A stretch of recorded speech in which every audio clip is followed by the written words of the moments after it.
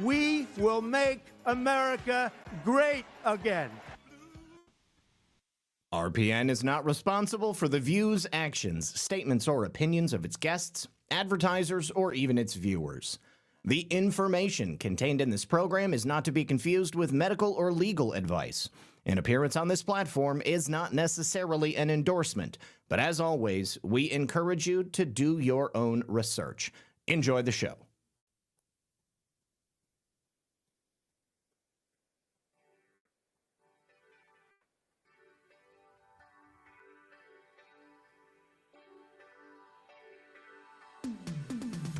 Well, good evening, everyone. And, of course, welcome back.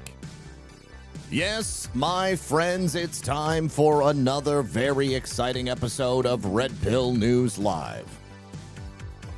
Thank you, everyone, for joining us. Appreciate you guys being here. We got a lot to discuss today.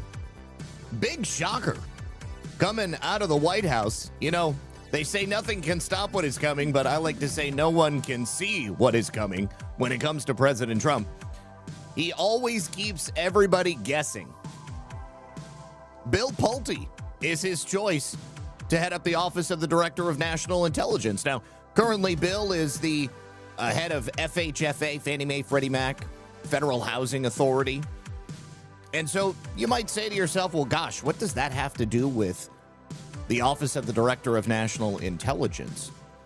The one thing that I will tell you about Bill Pulte is that he's not an intel guy, which I actually think is really good when it comes to overseeing the intelligence community, because it means he's not compromised. He's not part of the system. He's not part of the machine. And he is loyal to President Trump.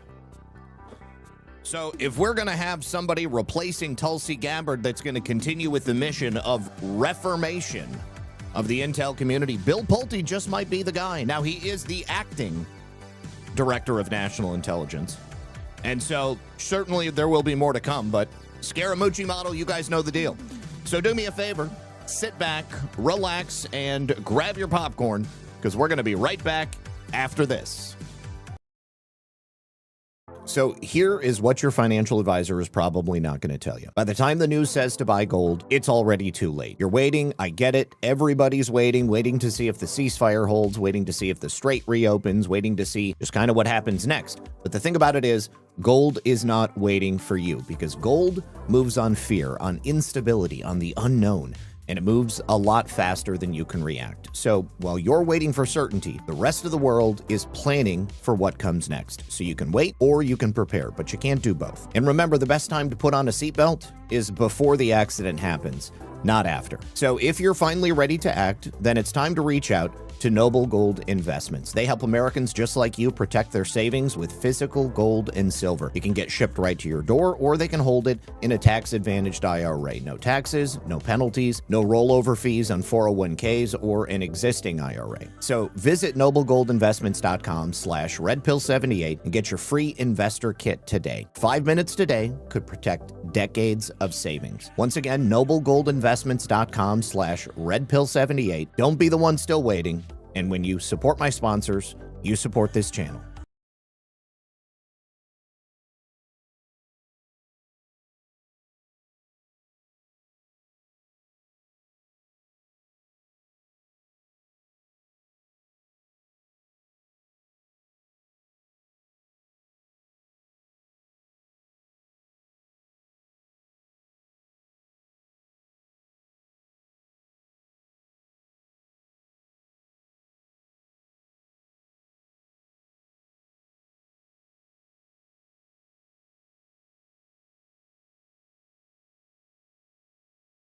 Okay, now I am not muted. Oh, God, I can't believe I did it. All right, so I was just saying that Quiet Coney in the chat had said that Bill Pulte needs to be loyal to the Constitution and to us. And from my perspective, loyalty to President Trump is the exact same thing as loyalty to the Constitution and loyalty to the people of the United States of America, because as the president of the United States, he has taken an oath to honor, protect, and defend the Constitution and to do what is best for the people of this nation. America First is all about that. So I see it all as one and the same. President Trump is an outsider. Now, Bill Pulte is going to be an outsider in the office of the Director of National Intelligence, and he could come up to be a sort of Marco Rubio-esque player, taking on additional roles even outside of FHA and the DNI. Very, very clearly, President Trump will have no problem assigning additional duties to people that he truly trusts. And what does that trust have to be based on? Well, it has to be based on doing what is best for the country. And I think that the decisions that Marco Rubio has made in all of his various positions, for me, I feel like it's been really impressive. And I think the direction that he's gone, I think that the decisions that he's made have been undeniably good for for America, just for all of us in general. All right, so it is Election Day in California. If you are a California resident, if you are even more specifically a resident of Los Angeles County, I want to know about it, because I want to know if you guys had an opportunity to get out there and vote today. And I know some of you don't care to vote. Some of you are very passionate about voting. Personally, it has always been my feeling that no matter how corrupted, no matter how fake and gay the election system is, it is still incumbent upon all of us to participate in that system, because if you don't vote and you are a registered voter, then somebody else can just as easily vote in your place. I want to have a record of my ballot so that at the end of it, when they do need to go in and scoop up some evidence for criminal prosecutions, they're going to be able to do so. Let's check in with Spencer and the latest ad coming from Gene Parmesan. This is an L.A. Carol. Oh, it's voting day in New Jersey as well, Dina says. Okay, hopefully, no matter where you're at, I encourage everybody to vote. Of course, you don't have to. That's the beauty of the United States of America. Voting is not compulsory. I personally think that maybe it should be. I think that everybody should vote because, and of course, that would be incumbent upon the election system being as perfect as it can possibly be. I also think that people should have a compulsory period of public service as well. But that's a story and a conversation for another time. Go ahead. Let's go ahead and sit back and watch an L.A. Carol. It's a play on a Christmas Carol.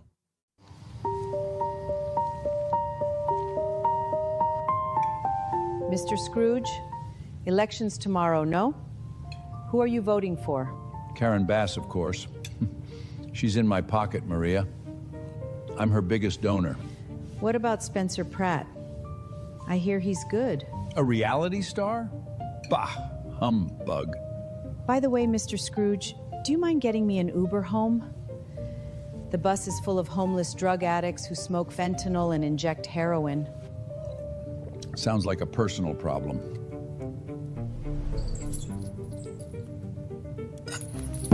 Jacob Marley? My former business partner? But you're dead!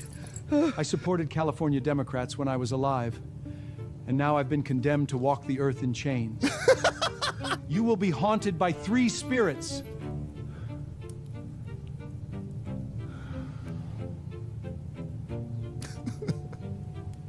I'm the ghost of LA past. Come with me. This is downtown LA in 2013. Wonderful, right? No hordes of homeless people pissing and shitting everywhere. Look, there's Bob Cratchit, the clerk at your store. He bought a condo and started a family. That's his son, Tiny Tim. This is MacArthur Park. Families having fun? Not worried about stepping on heroin needles? The Palisades. The neighborhood isn't burnt down. And the reservoirs are full, not empty. I must leave you now.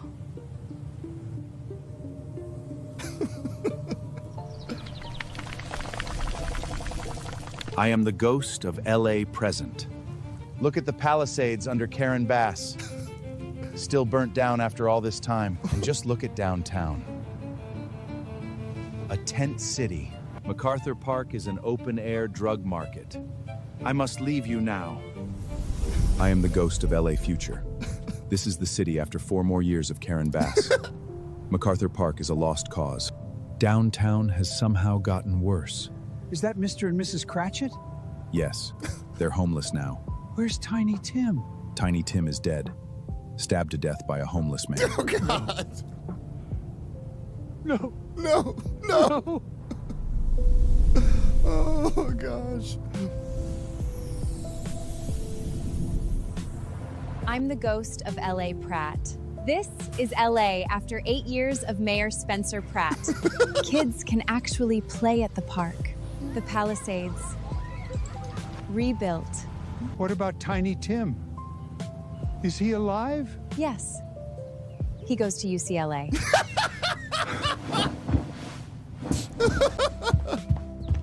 What day is it? It's Tuesday. Election day. There's still time? There's still time. Time for what, Mr. Scrooge? There's still time. Time to vote for Spencer Pratt. Take the rest of the day off. Let's go vote for Spencer Pratt. Oh, man. I'm going to miss these videos. I hope that Gene keeps it up throughout the rest of... if Spencer wins, I hope that Gene keeps it up. Oh, my God, that's hilarious. All right. Now, what's interesting is that Spencer also did an interview with CNN after the polls opened, and he's actually predicting that he's going to get over 50% of the vote today. Now, listen to this, okay?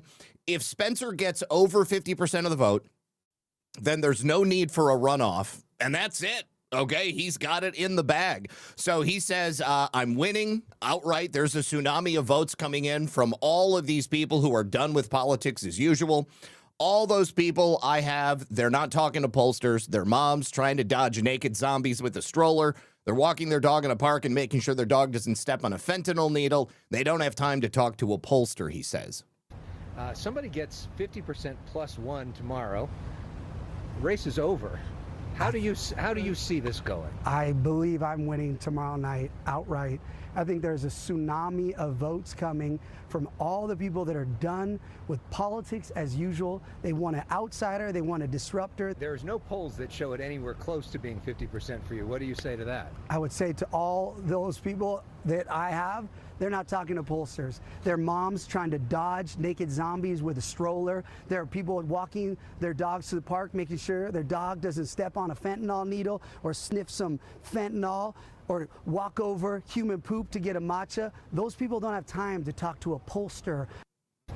Somebody gets... All right. Now, in terms of the prediction markets, Spencer is overwhelmingly winning. He's got a 73% chance of winning in terms of the prediction markets. That means everybody's betting on Spencer Pratt. So it looks like Bass... Oh, actually, let me play this clip here. Angeles, Spencer Pratt is running as an independent for mayor, but he's a registered Republican. He's making a simple argument. The people who created Los Angeles problems can't be trusted to fix them. If no candidate clears 50% today, the top two advance in a November runoff. My opponents are the reason the city's failing. So anything they say is just more lies. They know with me we're changing what's going on. We're stopping it. So it's not like a closing argument. They're already excited about me. The reason I'm here is because I'm not like these people. I don't have the experience of failing like they have. What's driving voters? What are the issues that matter most? Let's go to the wall. And let's start with homelessness, where the numbers tell the story. The total homeless population in Los Angeles has exploded over the last 10 years. In 2015, there were roughly 27,000 homeless. Today, in 2025 at least, there were almost 44,000 homeless. And here's another fact that often gets overlooked. A large share of the Los Angeles homeless population originated outside the city, 64% from outside Los Angeles. Oh, please explain the goal at the top of my screen. Okay, so it's from Ko-Fi. It's from Ko-Fi. So basically, it's just an arbitrary number that I put up there so that people who donate on Ko-Fi, they'll be able to see their donations pop up on screen, and it's just an incentive, really. That's it. Like, if you see other streamers, oftentimes they'll be on, like, just one platform, and so they have a goal that they set, like, on a daily basis. They update it, but, you know, I just, it basically set it for $1,000, and so I'm just seeing how long it takes us to get there. If I can tell you, if I can give you any idea of how long that would take, I think that over the total length of time that I have been accepting donations on Ko-Fi, I have received a total of just over $1,200 in 2 years. So I'm not really expecting much, but it's just there because some people like to donate on Ko-Fi. Okay, so, ooh, looks like we're going to have a storm. Also, we're going to see, I hope that we actually have a big storm because I have a redundant UPS now that I set up specifically for the internet router.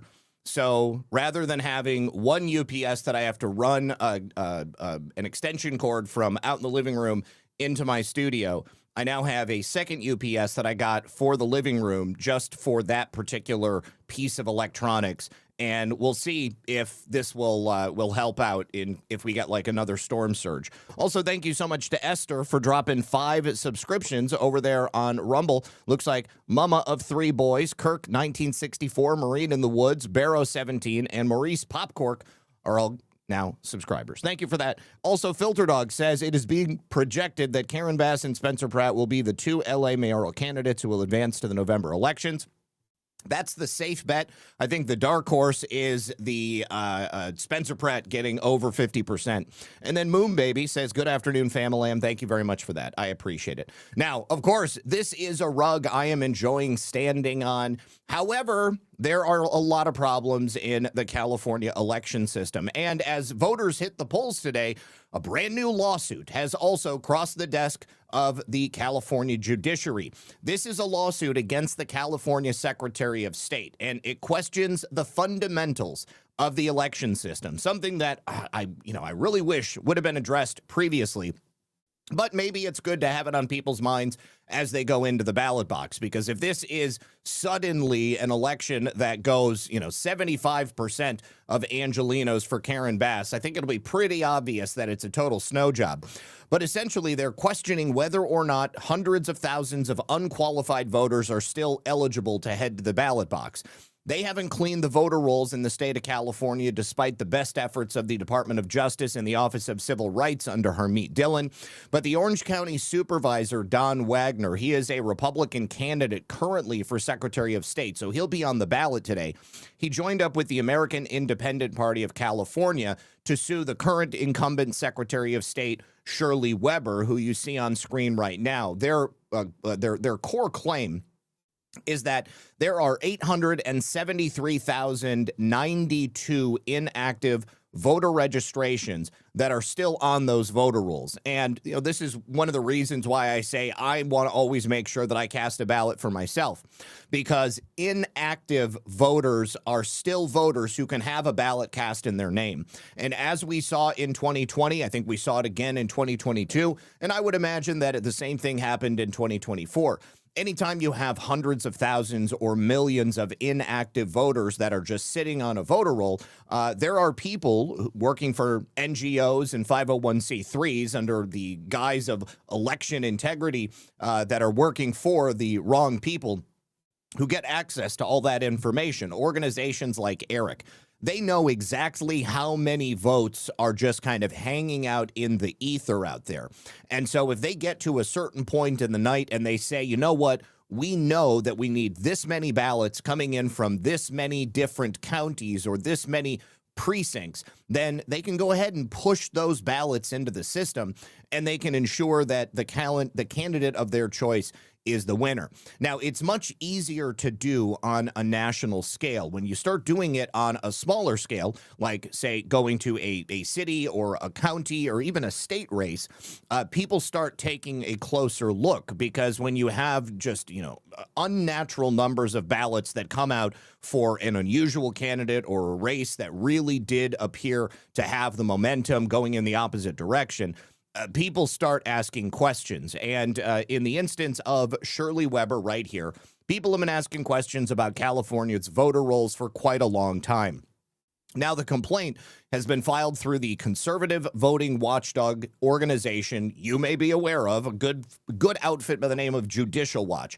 They claim that Weber, who is a Democrat, is currently in violation of federal law because federal law requires that most inactive voter registrations must be removed from the rolls after 2 general federal elections. Judicial Watch has been successful in having inactive voters removed from the rolls all around the country, quite literally millions of inactive voters. Now, instead, you've got more than 800,000 inactive registrations that have been inactive and still on the rolls for at least 3 elections in the state of California. And 151,202 of those on the rolls after at least 4 consecutive elections. That is very, very illegal. Ms. Weber has done virtually nothing to ensure compliance with the Help America Vote Act and voter compliance that must be adhered to based upon both state and federal law. So the lawsuit alleges that the state is taking no effective action to require counties to fix the issue. And the problem is that you've currently got over 23 million people in California who are currently registered to vote. Now, you go back to 2019, Judicial Watch at that time had settled another lawsuit with the state of California and with Los Angeles County, which is obviously getting a lot of attention right now. At that time, they had to remove more than 1.2 million names from the voter rolls. And since then, that same organization has claimed 20 counties across the state of California have only removed 50 or fewer inactive voters. Now, that's despite the fact that we know, because of census data and I'm sure plenty of anecdotal information as well, you've had hundreds of thousands of residents leaving California over the last several years. So it makes no sense that all of those voters should be remaining on the rolls. And then, of course, there is the problem. We've spoken about this before. If you leave a state and you do not tell your local clerk that you want your voter registration canceled, they will keep you on the rolls for as long as possible. And if you move out of state and you vote in your new state and somebody else votes in your name in that other state, then you, my friend, could be looking at an election fraud charge, and that's the last thing you want. Now, of course, I'm sure all of you are responsible people, and you would be able to easily prove that you were in your home state voting at the time that they would claim that you would cast a ballot in your old state. But, of course, that's a lot of hassle. That's a lot of bullshit that most people don't want to go ahead and deal with. But what if you're unable to do that? Then you're potentially looking at tens of thousands of dollars in legal fees that many people simply do not have on a disposable basis. So Judicial Watch's federal lawsuit claims California has a dirty voter roll crisis. Thousands of names on the rolls going back at least 10 years. And dirty voting rolls mean dirty elections. Everybody knows it. California and their counties must take immediate action to clean these over 870,000 dirty names off of the lists. I don't know why, again, they waited until today to file this lawsuit. Maybe they were waiting to see if California was going to take action before the election. Clearly, they didn't plan to. And this could potentially bode well if we're going to be keeping an eye on what's happening in today's election. Let me say thank you very much to R.L. Skeeter for the $50 rant over there on Rumble, who says, I used to mail you a check when you lived and had Flannel Friday. Great program. Love your news and views. Skeeter, thank you very much. I really do appreciate it. All right. Now, we do also have semi-good news out of Florida. The Florida State Legislature and the Florida State Senate have both approved measures abolishing property taxes for a good number of homeowners statewide. It won't initially be the 62% or so that Ron DeSantis was quoting the other day. They have come up with a slower, graduated plan to phase out property taxes. And we'll talk about it. I think that they are sort of doing it in a way that is ultimately not what Ron DeSantis was looking to have happen. But both chambers have passed this. The only problem is the Senate changed it. So essentially, the homestead exemption will begin at $150,000 for next year. And then in 2028, it jumps to $250,000. Now, in order to go any higher than that, they are going to have to create an additional piece of legislation. They didn't have to do that. They could have just done it all right now. But unfortunately, I think that the Florida Senate and also many in the state legislature, they did not want this property tax relief to pass. Now, it was roughly, I'm sorry, I missed the number. I want to say it was like, hang on, history, reopen last tab. The number in the legislature. Cave closed. The Secretary will unlock the board. The Secretary unlock the board and senators proceed to vote. Have all senators voted? Have all senators? All right. I thought that they were going to tell us what the House vote was there, but in the Senate, it was 75 to 26. It was pretty much the same ratio in the House. It was about 2/3 to 1/3. But this is essentially going to put it on the ballot in November. And in order for it to pass and become a constitutional amendment, then the people of Florida have to vote yes at 60%. Now, the problem comes in. Here it is. Okay. It was 75 to 26 and then 30 to 9 in the Senate. All right. So like I said, the first year, it's $150,000 exemption rather than the standard $50,000 exemption under regular homestead. And then in the second year, it goes up to $250,000. But again, beyond that, they're going to have to get together and they're going to have to come up with another piece of legislation. Getting legislators to pass meaningful legislation that benefits the citizens quite often is like herding cats in an open field. So I don't have the faith that they're going to be able to come back and do that, or that they're even going to want to. Ostensibly, they say, well, we want to make sure that it's not going to decimate small communities. It wouldn't have decimated small communities if they would have allowed for Governor DeSantis's state trust fund to be part of the bill as he had intended. Essentially, they also removed the school property tax out of the equation. Anybody who pays taxes and has a home knows that the majority of your taxes go to fund schools. Yes, of course, they fund, fire and police and a number of other things. But the majority, the bulk of it, are for funding schools. I personally do not think that it is fair to tax people who either don't have kids or who have already had kids and sent them to school for the cost of sending other people's kids to school. I personally don't think that that's something that should be happening. I don't like the idea of taxes in any respect when it comes to your home. Getting charged a fee for an unrealized gain makes no sense. The cost of homes have risen at like something crazy, like 30% higher than the rate of inflation. So the amount of money that you're being taxed for your home, as if it has real world value that you're able to pull out right now, far exceeds what most people can reasonably afford. It's just that you can't afford to not pay your property taxes because the county will come and seize it from you, and then you won't have a house to live in anymore. So you're basically in debtor's prison for the rest of your life, and you're forced to pay rent in a property that you are supposed to be the only owner of. So they took out the segment making the accommodation for school property taxes. So even if they do get up to $250,000 and then up to $500,000, you still are going to have to pay property taxes for schools. Now, I did the math here at my house, and I'm going to save a lot of money, but I'll still have to pay property taxes, and I think that's bullshit. They also got rid of the state trust fund.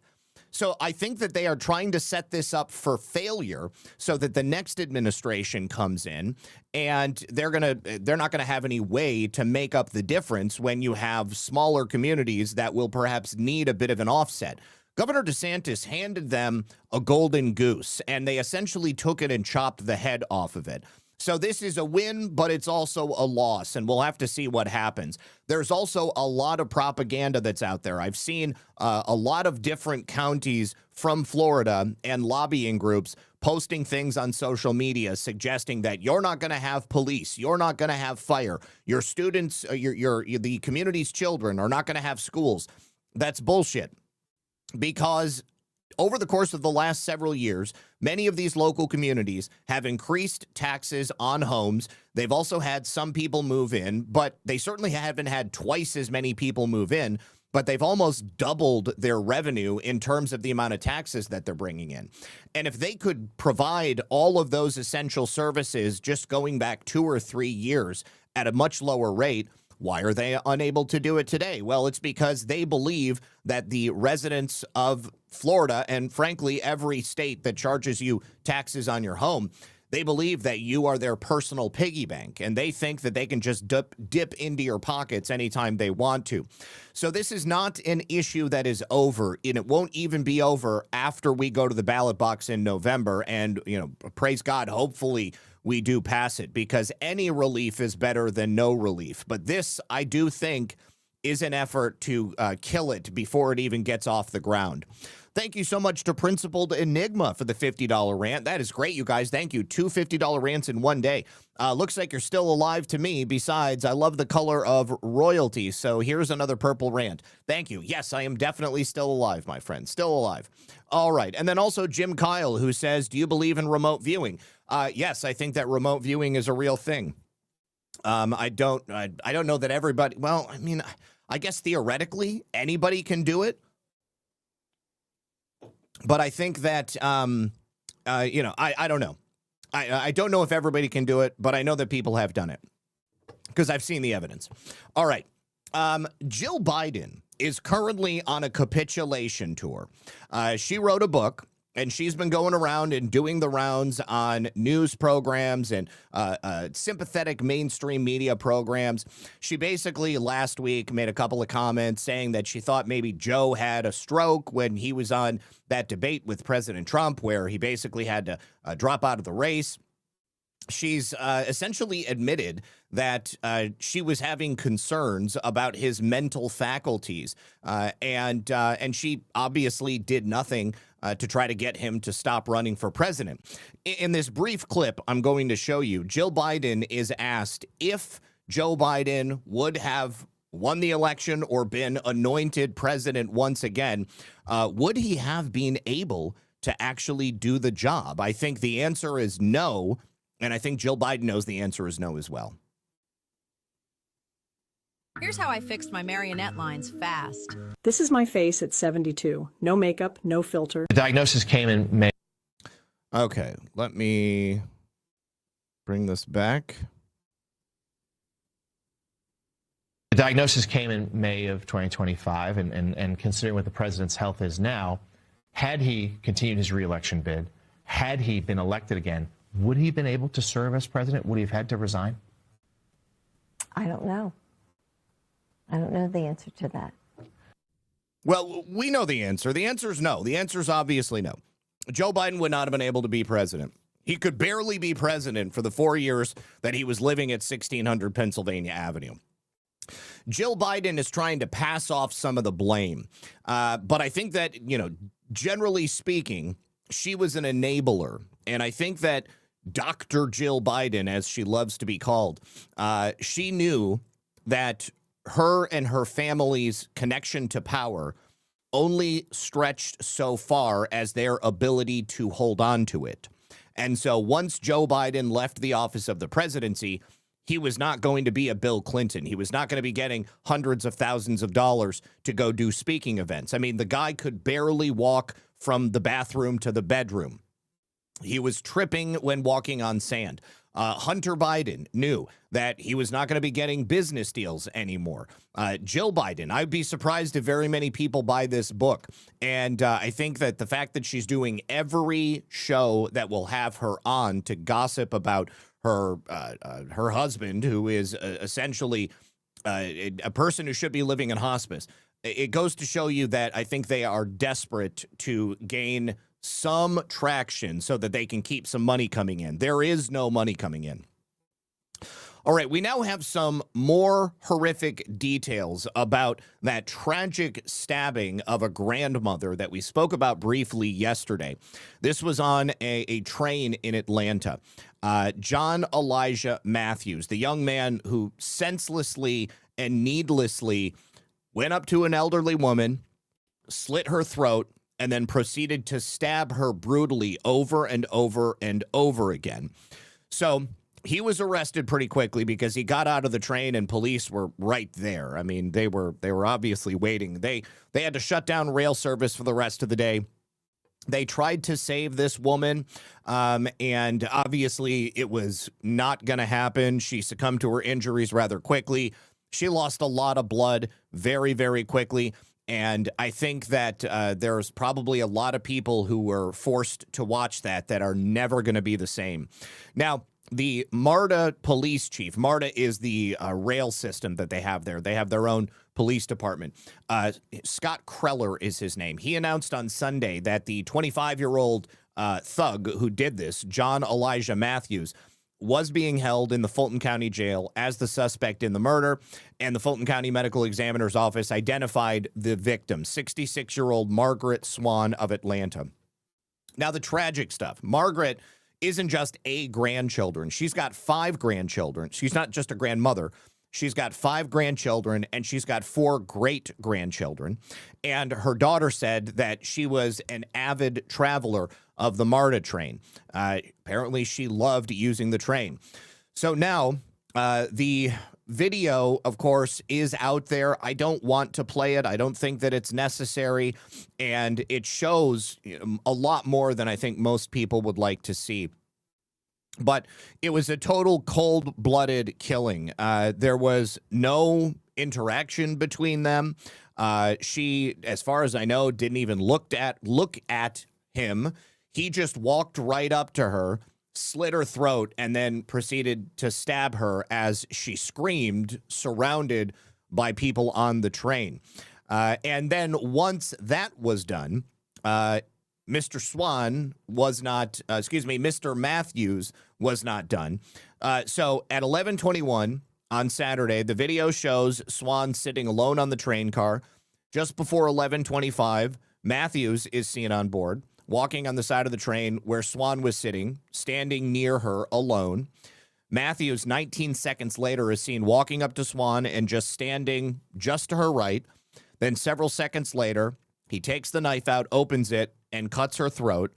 And then Warrants describes Swan screaming and trying to get up from her seat as Matthews held her down and continued to stab her over and over and over again. He was there on CCTV camera. He threw her on the floor, and then he stood near her until the train arrived at the Oakland City station just about 2 minutes later. So officers rushed in and arrested him rather quickly. After she was investigated by the medical examiner, it was determined that he stabbed her at least 20 times. And of course, you've got to ask the question, what does this guy's record look like? How many times was he in jail, or was he in prison?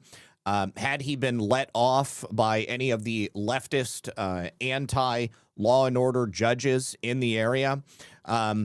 And I would have to imagine that all of those questions are probably going to be answered in short order. But the one thing that I can tell you is that this woman did not need to die, and this guy is a monster. Absolutely disgusting. Yeah, where are all the men? Who was on this train? I mean, like, I can't imagine standing there and watching someone get murdered right in front of me and not having a visceral reaction to get involved and stop it from taking place. Jim Kyle, thank you so much. Man, here's another 50. Take Lisa out to dinner. Jim, thank you, sir. 3 $50 rants in one show. That's incredible, you guys. Thank you very, very much for the generosity today. I really, really do appreciate it. All right, now, we do have another bit of information, bit of news coming out of Florida. Attorney General James Uthmeier has announced that a series of major prosecutions are being launched. I've shown you a number of times different videos of these so-called teen takeovers that have been taking place all across the country. It's not a new phenomenon, but what is new is that they're finally starting to charge people. Now, there was recently a big action that took place in Clearwater Beach, and the people who were involved in this one are being vigorously prosecuted by the Attorney General, and they're looking at prison time. So let's take a listen. A 17-year-old is wounded and several others are detained following a teen takeover right here on Clearwater Beach. News Channel 8's Victoria Lucas is live tonight after the deputy chief issued a warning to prevent similar large violent gatherings. Victoria?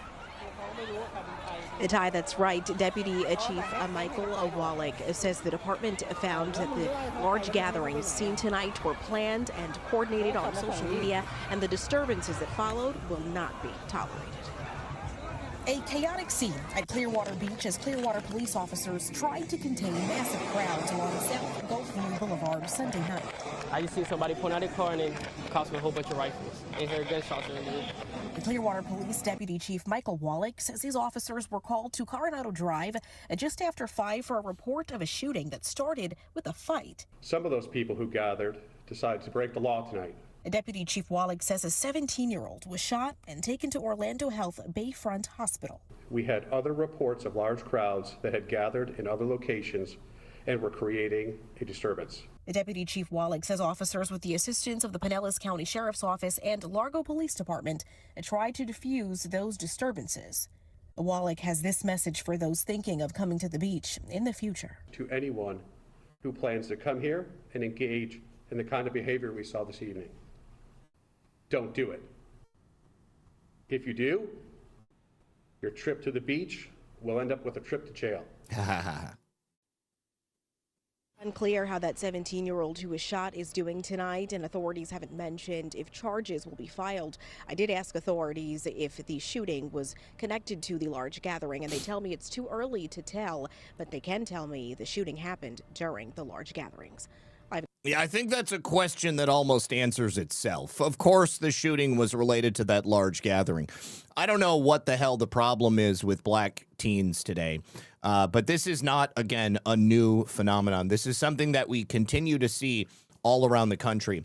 And, you see random acts of senseless violence, the knockout game, these people taking over areas, engaging in just mass criminal action, jumping on cars. The only thing, well, I'm going to stop myself because I don't know that jail really scares people. I think that some people look at jail as almost like a badge of honor, like you got your stripes. You went to county lockup for 6 months or a year or something like that. It's like basically crime school. You get out and you've got some cachet. You have maybe respect on the street now. But I think that, maybe charging, 100%, charging people with felonies and putting them away for as long as they possibly can needs to be a priority. And people need to recognize that this is not behavior that's conducive to a civilized society. You've got people who will engage in these types of behaviors and then incredulously act like they don't understand why people are uncomfortable when you see something like this happening. It absolutely boggles my mind. Jody Irvin, my goodness, Jody, also another $50 rant. She says, you and Lisa can have dessert on me. Thank you for all you do. My guys, you guys, I thank you so much. So much generosity today. Another $50 rant. That's incredible. I really do appreciate you. I will absolutely. We have plans to go to the movies tomorrow, so we'll get dinner, a movie, and dessert. All right, and Emerald Dragon. Oh, so takeovers aren't just ruining car culture, just messing up life in public general. Guess we should shut this shit down. They pulled some shit like that in Narragansett, Rhode Island, too. It ruins the idea of large gatherings. It totally ruins car culture.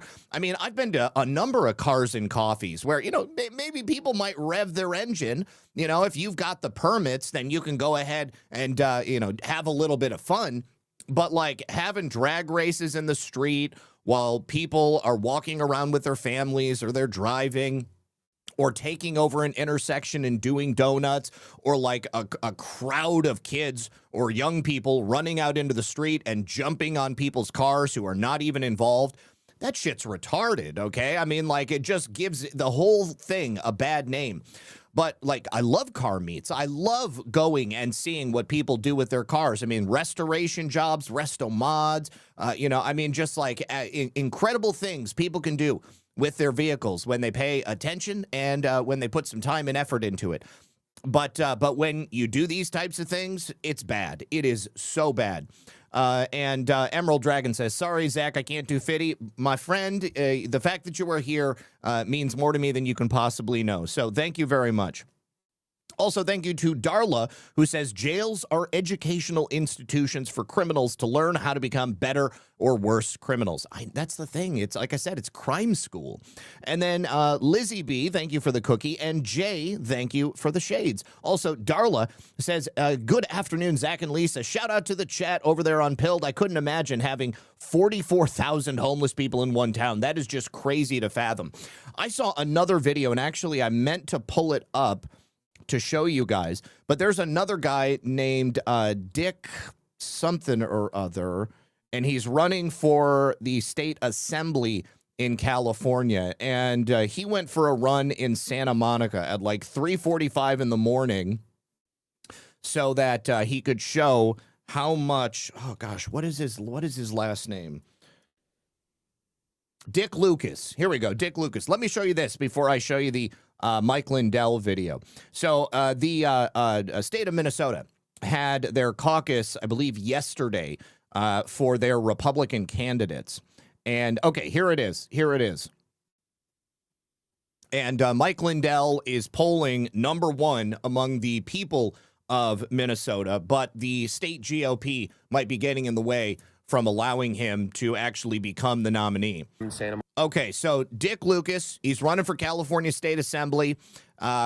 He's got a good platform mostly, but I did see him mention cloud seeding, which I know was just going to turn a lot of people off. But anyways, he says nothing lays bare the failures of one-party rule in California, like seeing drug addicts and the mentally insane dominate our streets. This is why I'm running for state assembly. 36 hours left to vote. Your community depends on it. All right, take a listen. Oh, the Nun Report. Thank you, sir, for the raid. I do appreciate it. You guys make sure you're following the Nun Report in addition to Red Pill News. All right, take a look at Dick Lucas. Monica, I'm Dick Lucas. We're going to go for a run, and we're going to count the homeless people. Let me show you why I'm running for office. Okay, that's one. This used to be a good pizza spot called Samba. Of course, it's for lease right now. That's 2, right? That's 3, that's 4, that's 5, that's 6 right there. Dude rocking a whiz on 3rd Street Promenade. That's 7, that's 8, that's 9, 10, 11, that's 12, 13, 20 total back there. One right here, 21, 22, 23, 24, 25, 26, 27, 28, 29, 30. That's 31, 32 over there, 34, 35, 36. Yelling, I'm gonna cut you up. 37, 38, 39, 40, 41, 42, 43, 44, 45, 46, 47, 48, 9, 50, 51, 52, 53, 45, 56, 57. But this Hampton Inn, a lot of tourists stay here. It's right on 5th in Colorado. A lot of people from Europe, full of homeless people. They're hearing that while they sleep. 58, 59, 60, 61, right in front of San Monica City Hall. 62, 63, 64 right there, one in Tonga Park. 65, 66. This is where we picked up a when I did a ride along. Oh, we've got a camera system right here. Oh, we're good. We don't need to do anything. You are in a restricted area, there we and go. The authorities have been notified.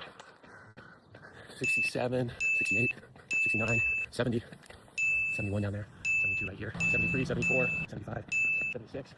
One of some of the nicest hotels in the country. 77, 78, 79, 80, 81, 82, 83, 84. People are saying, oh, tourism's down. That's why the hotels are struggling. Yeah, why is tourism down? 86, 87, 88, 89, 91, 92. Oh, tourist. Welcome. Welcome to Santa Monica. Oh, 93 in front of Hot Dog on a Stick. 94, 95, 96. So, Snarl Barkley says, homeless or just open-air addicts? Again, I don't think that there is a distinction that needs to be made between the two. If you're a drug addict with a home, you're going to go home and shoot up in the comfort of your own living room. People who are out at 4 a.m. in the middle of Santa Monica sleeping on a grassy field or taking a dump on the street in front of a hotel, those people are homeless, and they're also probably addicts. I don't know that I've ever known or met a person who was homeless that wasn't a drug addict. 97, 98, 99, 100, 101, 102, 103, 104, 105, 106, 107, 108, 9, 110, 111, 112. Here we got Old School Muscle Beach. Is that 112, 113, 114, 113. That's 114. 115, 116, 117. Good music. I wonder why they keep it on at this hour. Maybe so homeless people don't sleep there. That's 118, 119 outside Cafe K. Spot we all love. 120. Right by Same High. 121, 122. 123, 4, 125, right in front of Bay Cities, 126, right in front of Vons. I just chucked something. 126 reasons to vote. Okay, these people need help. This is addiction. This is mental health issues. This is real serious stuff. And those that say, oh, it's houseless, not homeless, whatever BS words you want to use, we're done. Okay, we're done with that. We're done with the words. We need to mandate treatment. We need to get these people off the street. And also, we need to make our community feel safe. We need to bring tourism back. We need people to be able to walk in their own neighborhoods and not feel like they got to walk on eggshells, okay, or human feces. Let's do this. Yeah, pretty shocking in the course of one run to come across 120 plus homeless people. You know, so many people are homeless in California, not only because the weather is great, but because the government doesn't do anything to address it. Now, that's not to, what I said earlier. It's not to say that, you know, there aren't some homeless people who want to get off the streets or who want to stop doing drugs. But from what I've seen, and I've spent time in the program because I've got over 8 years clean. And, you know, the people that I saw coming out of homelessness to get sober, when they got sober, they did everything they could to stay off of the streets. They didn't want to go back out there because once you're back out living on the street, it's a hop, skip, and a jump from a needle. There's going to be people there who are more than happy to give you a fresh bag of fentanyl so that you'll become a customer once again. Misery loves company. Even if the person that you're hanging out with on the street doing drugs with isn't selling it to you, it's a lot better to get high with somebody else than it is to just get high all on your lonesome. Let me say thank you so much also once again to Emerald Dragon, who says, I had a teacher whose last name was Liquor. Husband's name? You guessed it, Dick Liquor. I wish I was joking. That's hilarious. I bet you he heard that all the time. Also, thank you so much to B4U2C. $5 for all you do. Let's show him how much we care. $5 challenge. You are truly a very, very wonderful person to have here. I really do appreciate you. Thank you very much for that. And also, Kitsko has gifted a subscription to Gum Gum. Thank you, Kitsko, and congratulations, Gum Gum.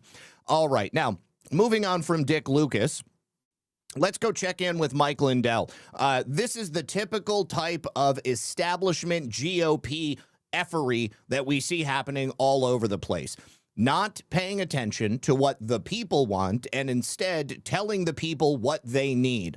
And I will calmly and firmly affirm once again right here that the problems we have in the United States of America are because the people have not been allowed to choose their own representatives. Time and time again, we see the money getting put behind the establishment candidate or the candidate that can be blackmailed or the candidate that is controllable or the candidate who wants to get involved in politics, not because they want to be a public servant, but because they want to enrich themselves and they want to do everything they can to line the pockets of those who are paying for the campaigns. Let's take a listen to Mike. Now, I think people were a little confused this morning, so let's hit rewind. What exactly happened? I think it's very confusing. The woman, for the Speaker of the House, she was supposed to be the leader. She's not running. She's out. You're running against another guy. What's going on? Yeah, here's what happened, everybody. So in Minnesota, you have all these delegates from around the state, and for months you campaign to get their endorsement. And if you get their endorsement, all the other candidates are supposed to agree to drop from the governor's race. No, the state GOP essentially barred Mike Lindell from having access to the delegate list so that he couldn't campaign to them. The state GOP in Minnesota has also all but abandoned the governor's race in recent years. They've essentially abdicated the state of Minnesota to the Democratic Socialists of America, the Democratic Farmer Labor Party is what they call it in Minnesota. They do have Democrats, but they caucus with the communists. So it may not be the perfect candidate in Mike Lindell, but he is undoubtedly the number one candidate among the field of Republican hopefuls. And so based upon that, simply, I think that the people of Minnesota should be afforded the option to choose whom they want. That's why we have the primary process. That's why, theoretically, we have the right to vote. It's just that all too often that process is constricted and controlled by people who don't want you to choose who's going to represent you. I didn't agree to that back then, as a few others didn't either. I'm not going to have 2,000 people make the decision for 4 million people. So as we moved into this GOP convention, remember, if you don't honor their endorsement, by the way, if you don't honor abide by their to drop out, you don't get the delegate list, you don't get to market to them, you don't get to go to the debates and all these things. Well, anyway, we got in there, and that Lisa Dameth, who's the one they want, the Speaker of the House, and the machines went bad and everything, and it ended up this other guy, Kendall Qualls, won. Okay, there were things that happened there, but all that aside, people say, "Well, Mike, you only got 20%." But hang on. People don't understand. If you're leading the polls, how do you only get 20% of the delegates? Because remember, these are delegates from. There's only I think there was 1,800 that voted. These are very limited amount of people from around the state. They're part of the establishment. Most of them are part of the establishment. So they're all for Lisa Dameth or maybe Kendall or whatever. They're not for Mike Lindell. The people in Minnesota, I'm polling number one. Now it's great news. As we got done with that, Kendall Qualls won, and the polls that came out, every one of them from the people, I'm polling over 15 points ahead of them and 30 points when I get. So the way that they do it in Minnesota is this sort of gentleman's agreement, because they obviously have the primary process, but the delegates come together and they choose their favorite, and that favorite is supposed to end up being the only person on the ballot. So then the anointed candidate doesn't have to compete against a large field of Republican challengers. Now, from what I understand, although they have anointed Kendall Qualls, Mike Lindell is not dropping out of the race, and he is going to force a vote for the people of Minnesota, and there is a very high likelihood that he may end up being the Republican candidate to go up against, I believe it would be Amy Klobuchar, because she is the front runner in the Democrat field, and that would be in November. Now, President Trump has not endorsed anybody in Minnesota yet, and we don't know for sure if he's going to endorse Mike Lindell. Obviously, he and Mike have a lot of history, but President Trump has surprised people with his choices on endorsements or to not endorse previously. Barrow17 says, challenge accepted. Thank you, Zach and Lisa, for your daily hard work to keep us informed. Thank you, sir. I really appreciate that. Also, My Undivided Life with a $25 rant. Thank you so much, My Undivided Life. For the dinner tab, you always have a great show content. Thank you, Zach. Thank you so much. I appreciate it. Also, thank you to No Thanks Joe, who says, good Taco Tuesday to you both. You know what? We actually had tacos last night. That's so funny.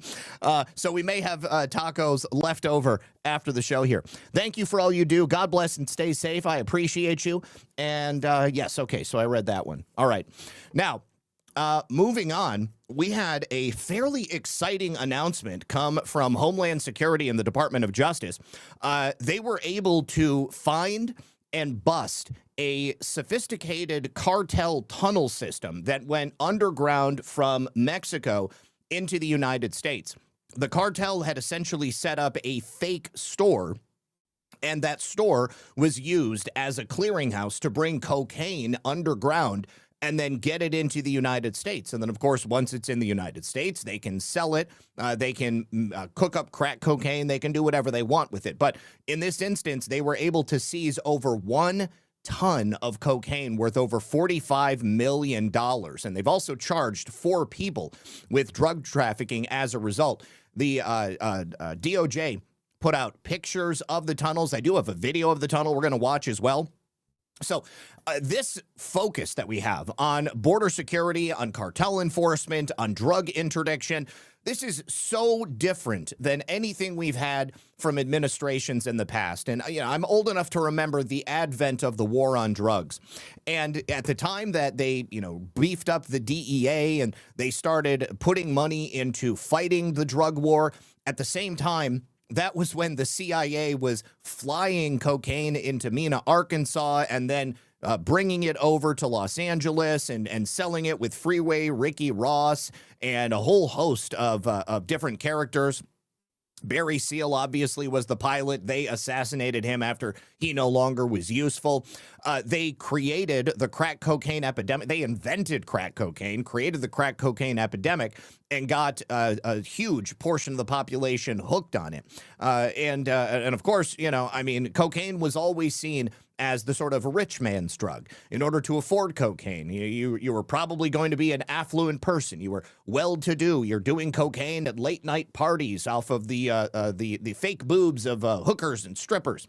But they can make crack cocaine pretty cheaply, and then they can flood the market with it. And then, of course, it brings in all kinds of money for black budget operations at the Central Intelligence Agency. And at the same time, they can demoralize the population and control certain elements of the population.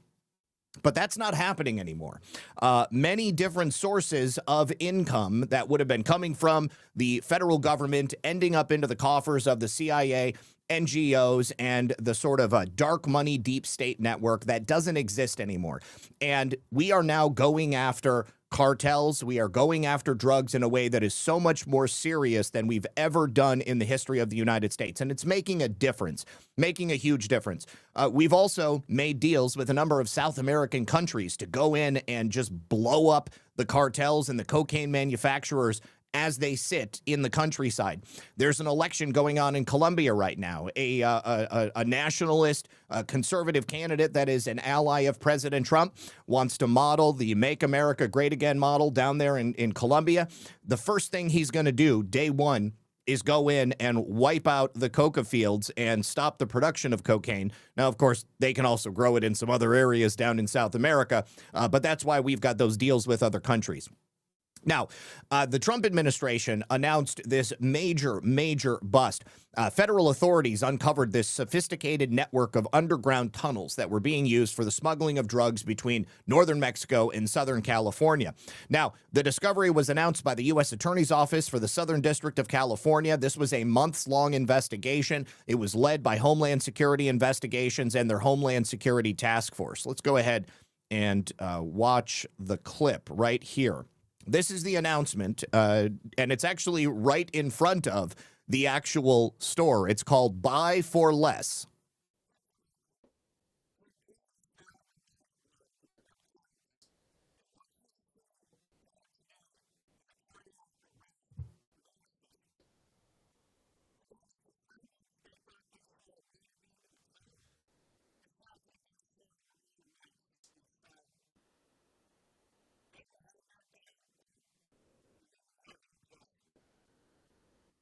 And we will keep those drugs off the street. It's a lot easier to solve the problem of addiction if the drugs are not available. Let me tell you, a lot of people might think that coming off of cocaine is something that is much easier to do than like heroin. Heroin hits the opiate centers of your brain. You have just horrible physical withdrawals. With cocaine, you still have physical withdrawals because that increases the endorphin levels in your brain. And when you have an endorphin crash, people get depressed. Your brain doesn't reset for sometimes 6 to 8 months. It's very difficult. It's not a picnic. So according to federal authorities, that tunnel stretched from Tijuana to this warehouse-style retail business, which was called Buy for Less, near Otay Mesa Port of Entry in San Diego. The underground passage measured approximately 1,933 feet in length, descended roughly 55 feet below ground, and it featured reinforced walls, electricity, sophisticated ventilation system. It had rail infrastructure, and it also had a hydraulic lift that they were using to conceal the entrance. You can see right here, this is the entrance to this underground passageway. I don't know if this is in the one in Tijuana. Okay, yeah. I think this is actually in Tijuana right here. Because I'm looking at that marble floor, and that looks like something a drug dealer in Mexico would put down. So you've got that right there. The tunnel goes down. It cut right through the concrete slab, and then it stretched all the way under the border. You can see right here. They've got what look to be concrete steps going all the way down. That's plumbing right there, but they could have, I guess, just used the PVC to run electricity through, maybe. Okay, now here we have Mexican law enforcement authorities. This is video NBC7 obtained from... Look, they're on the rail. They're on the rail. The Mexican District Attorney's Office of the operation conducted Sunday on the Mexican side of the border. Federal agents discovered a tunnel they say is nearly 3 football fields long. It includes lighting, ventilation, and a sliding mechanism that connects both sides of the border, according to Mexican authorities. Dr. Andres Sumano, who's an expert in public policy, says these tunnels are benefiting criminal organizations on both sides of the border since the 90s. They are still using these types of tunnels, and the Baja Cali region, it's still... Look at his background. He's got the same type of marble tile on his wall. I might have called it. Still the epicenter of synthetic drug trafficking. Mexican authorities say with the help of security agencies, they carried out a search warrant in a Tijuana home for a violation of federal law involving weapons, explosives, and health laws. Once Mexican authorities accessed the property... Sizzle is S-E-E-S-33-R... I'm going to call you Rizzle. Cerizzle says tunnels are very common in Otay Mesa. I'll believe it. You know, I mean, I'm assuming that there are a ton of tunnels that have never been found that probably go crisscrossing the border all along it. They found it was operating as a possible storage facility for the trafficking of weapons, explosives, and drugs, adding that the tunnel... Yeah, this is not a new phenomenon. Definitely tunnels are, especially under the southern border, definitely. Oh, look at that. I don't know if those are bags of coke or those are bags of crack or those are bags of fentanyl, but those are definitely drugs.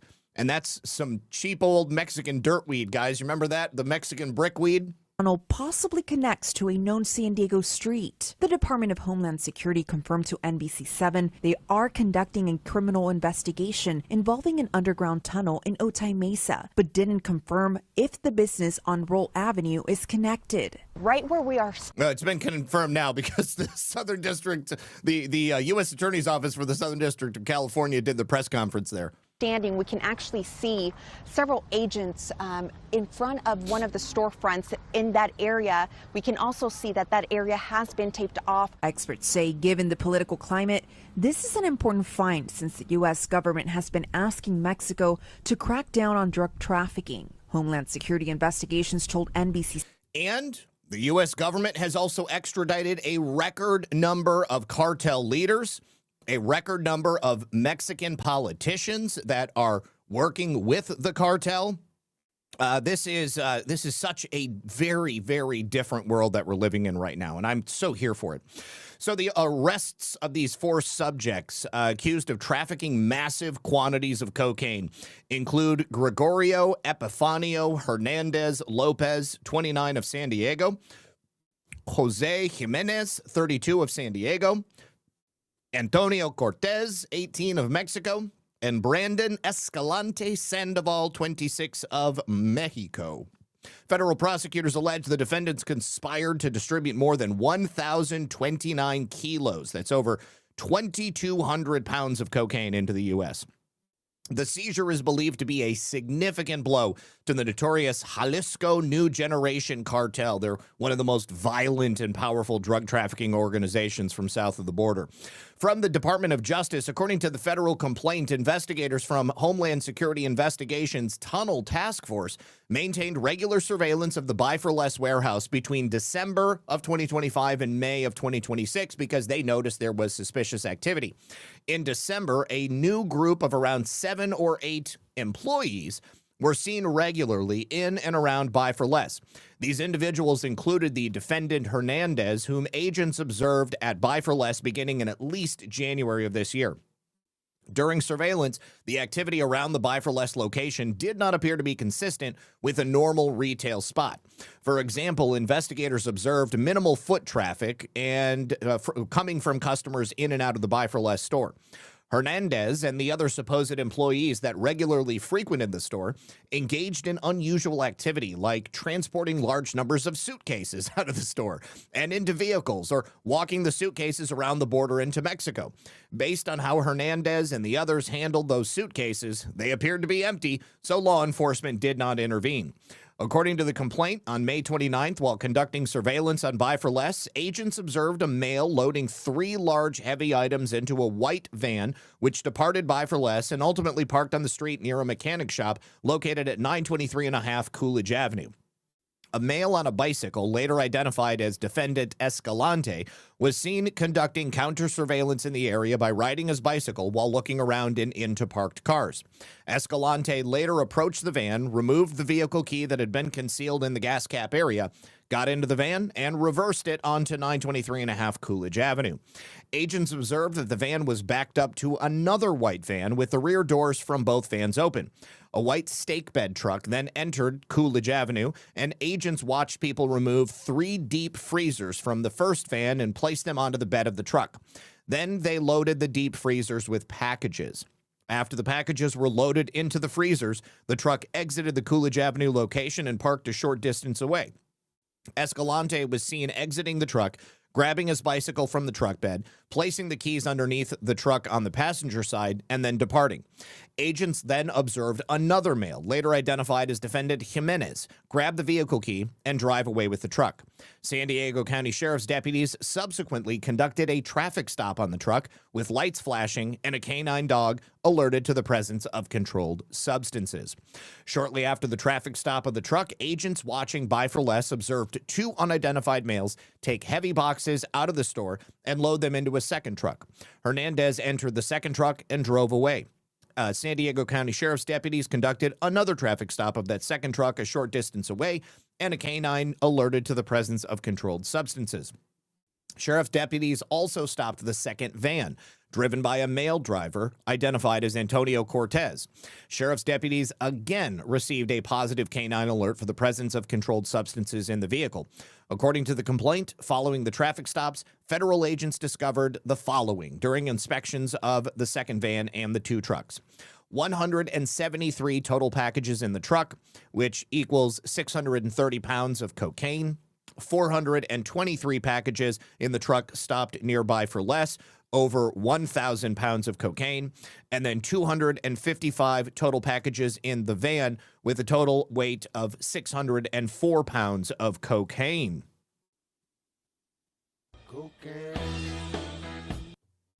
All right, now, those packages contained that controlled substance. They all tested positive. Following the seizure of the suspected cocaine on May 29th, a magistrate judge signed warrants authorizing searches of the Coolidge Avenue and Buy for Less locations.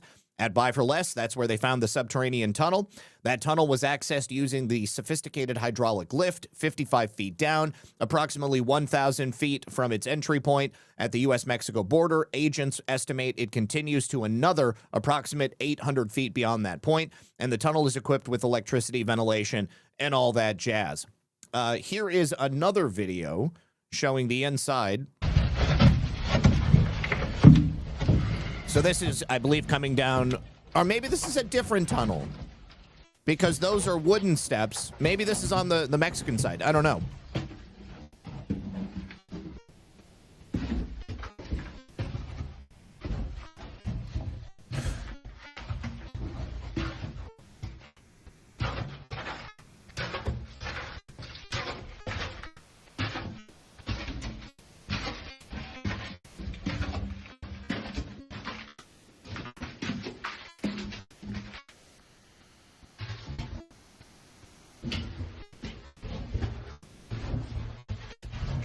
Just imagine all the terrible things that happened through this tunnel.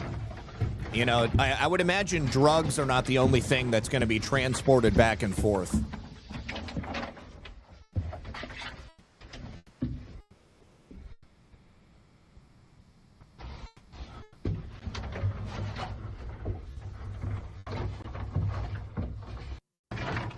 Man, oh man.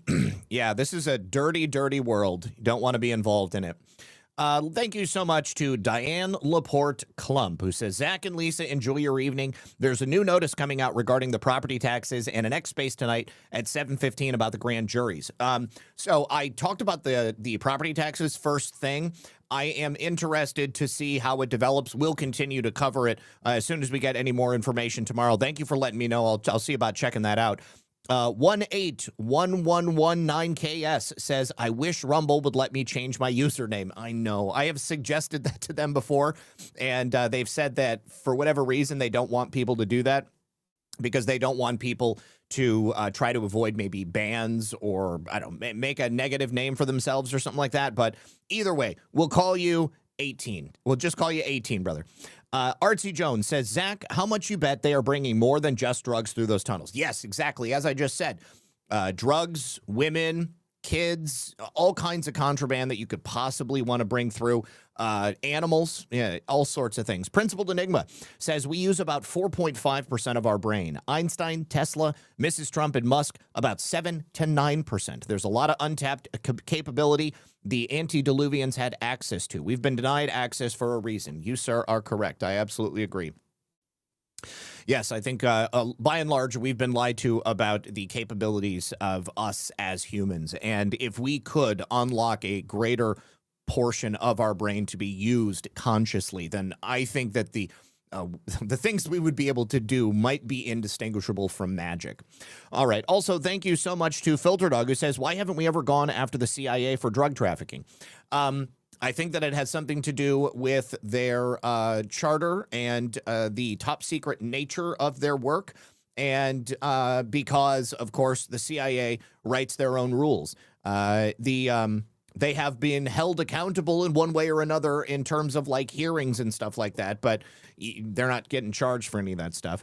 Salty Steve says, thank you, Zach. I love you. I love you on all of the various shows that you participate in. Keep it up. Thank you, sir. I appreciate that. All right. Now, we also have another announcement coming from Southern California. This is an announcement from Bill Asaley on a recent scammer that they were able to bring down. Before we do that, if I can just ask you one more time to hit that like button, or perhaps think about sharing the show, or just say hello in the chat, that's cool too.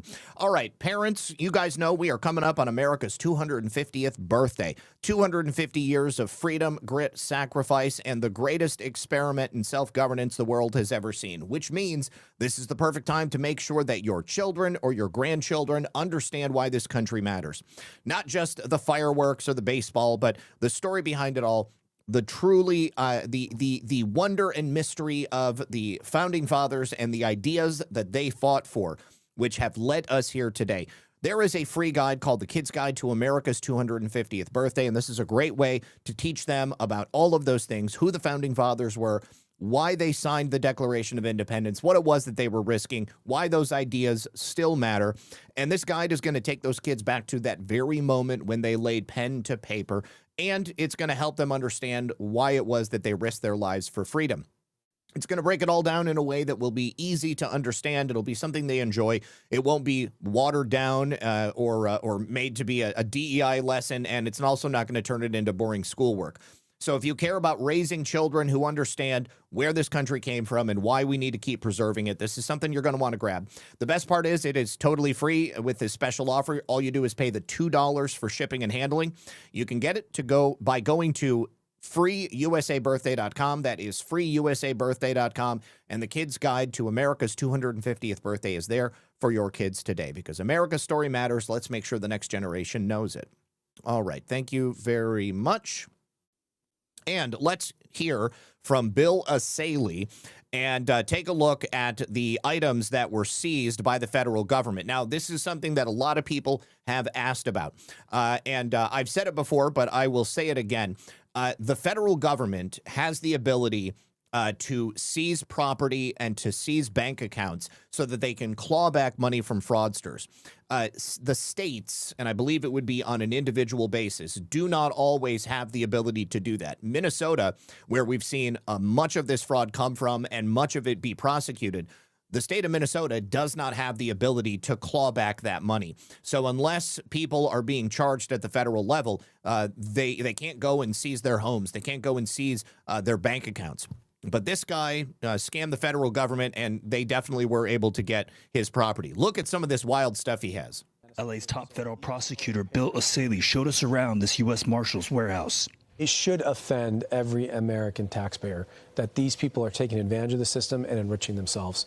These items had been owned by Paul Randall, who pleaded guilty this year in one of the largest Medi-Cal fraud cases in California history. He submitted above $270 million worth of claims to the state of California. Authorities say that money paid for Kobe Bryant game-worn sneakers, baseball cards of Jackie Robinson and Mickey Mantle, and this home, one of... Anybody here who collected baseball cards when you were a kid, like me? Those are some special cards right there. 7 properties Randall owned. Let me tell you what a piece of work this Randall guy was. He's got 6 prior convictions for fraudulent conduct. Who's responsible for the breakdown of the system? Obviously, there's a breakdown in the criminal justice system. If this guy was able to have 6 convictions and never did any real prison time. We turned up a private driveway. He was living like a king off of us. Climbing into an exclusive corner of Orange County. It's 8 bedrooms, 10 bathrooms. In other cases, prosecutors believe some of the money not spent on luxury goods is sent overseas. It's much more difficult, if not impossible, for us to trace it or recover it. Investigating government fraud is a priority for Haywood Talcove. He's been warning officials about scams for 2 decades. U.S. taxpayers lose $1 trillion a year to these criminal groups. Where's it going? It goes to Russia, it goes to China, it goes to Nigeria, it goes to Romania. By his estimate, of that $1 trillion, roughly 70% ends up in the hands of transnational criminal gangs. Taxpayers are funding transnational criminals who are using this money for horrible things. So, and that says nothing about the money that comes back from those transnational criminal organizations and then ends up in the coffers of politicians here in the United States. Now, I think that one of the most beautiful things that we have going for us right now is the fact that we're going to be replacing a lot of people in Congress. I have made no qualms about expressing to you guys how dissatisfied I am with politicians in general, but with Congress very specifically. They do precious little to fix the problems that we have here in the United States, but they spend a lot of time creating problems. Now, we've got dozens of legislators that are already confirmed to not be returning to Congress in the next cycle. And, of course, we have the midterms coming up. Now, some of those people, Mitch McConnell, obviously he's retiring. Glad to see him go. Nancy Pelosi also retiring. So glad to see her go. Jerry Nadler also retiring. This guy is way past his expiration date. He needs to go home. Steny Hoyer is also retiring. Steve Cohen, he's the guy that was just districted out of Tennessee. He's leaving. And, of course, he is the famous eater of a bucket of Kentucky Fried Chicken in the midst of a congressional committee, the House Judiciary Committee meeting. Tom Tillis, that guy cannot run fast enough. Tommy Tuberville, he's actually probably going to be governor of Alabama. Ryan Zink, he is leaving as well. He was President Trump's original Secretary of the Interior. He's also a Navy SEAL, first Navy SEAL to ever be elected to Congress. Elise Stefanik, she was running for governor, but then she dropped her run for governor in New York, and I don't know what she's going to do. We also have Nancy Mace. She is currently running for governor in South Carolina. President Trump has not endorsed her. She came out against President Trump after January 6th, and a lot of people forget that. I don't think President Trump would ever forget that. And Dan Crenshaw, also, he got defeated in the primaries. Jasmine Crockett, she got defeated, but she also was running for Senate after she was redistricted out in Texas. She's a loser. John Cornyn, obviously just got defeated in the primary. Bill Cassidy from Louisiana, famously just taken out in the Senate race primary down there in Louisiana. Al Green also redistricted out in Texas and forced to run against an upstart young Democrat hopeful. He lost. Black people are not apes. Remember that sign. I could not laugh hard enough about that. Thomas Massey also, of course, lost his primary to Ed Galrain. Chip Roy. Chip Roy was defeated. He was running as the Texas Attorney General candidate, did not make it. Marsha Blackburn, she has not yet announced her resignation, but she's probably going to end up being the governor of Tennessee. You've also got, of course, Eric Swalwell, who was forced to drop out, not only of the California governor's race, but also out of the House of Representatives. He's probably going to be a candidate for prison. Marjorie Taylor Greene, she took off early, as we all know. And I think that when we have a new slate of people coming in, they could either be the same old bullshit that we are tired of, or they have an opportunity to really represent the will of the people. And I will give them the benefit of the doubt until they prove to me that they're just as bad as all the other sorry sacks of shit that they are replacing. So we'll see what happens. Thank you so much to Filter Dog, who says, my theory is Adam and Eve were created perfect and had 100% use of their brains. They were super intelligent. When the fall happened, everything started going downhill. That would make sense. Absolutely. All right. A tragic event took place in Virginia recently, just over the weekend, if I'm not mistaken. But a migrant coming from another country was allowed to get a driver's license, a commercial driver's license. This is a familiar story. Stop me if you've heard this one before. But according to the reports, the Department of Transportation has just issued a subpoena to the state of New York because they have refused to cooperate with federal investigations into this deadly bus crash that killed 5 people in Virginia. So they have formally subpoenaed New York officials because they have failed to provide records related to the driver of that bus, Jing Shen Dong. He was the bus driver that caused this crash and led to the death of 5, including at least 1 child, as far as I know. Yes, this took place on Friday morning. 5 people dead, multiple others injured. A lot of questions about how in the hell Dong was able to obtain and then maintain his CDL.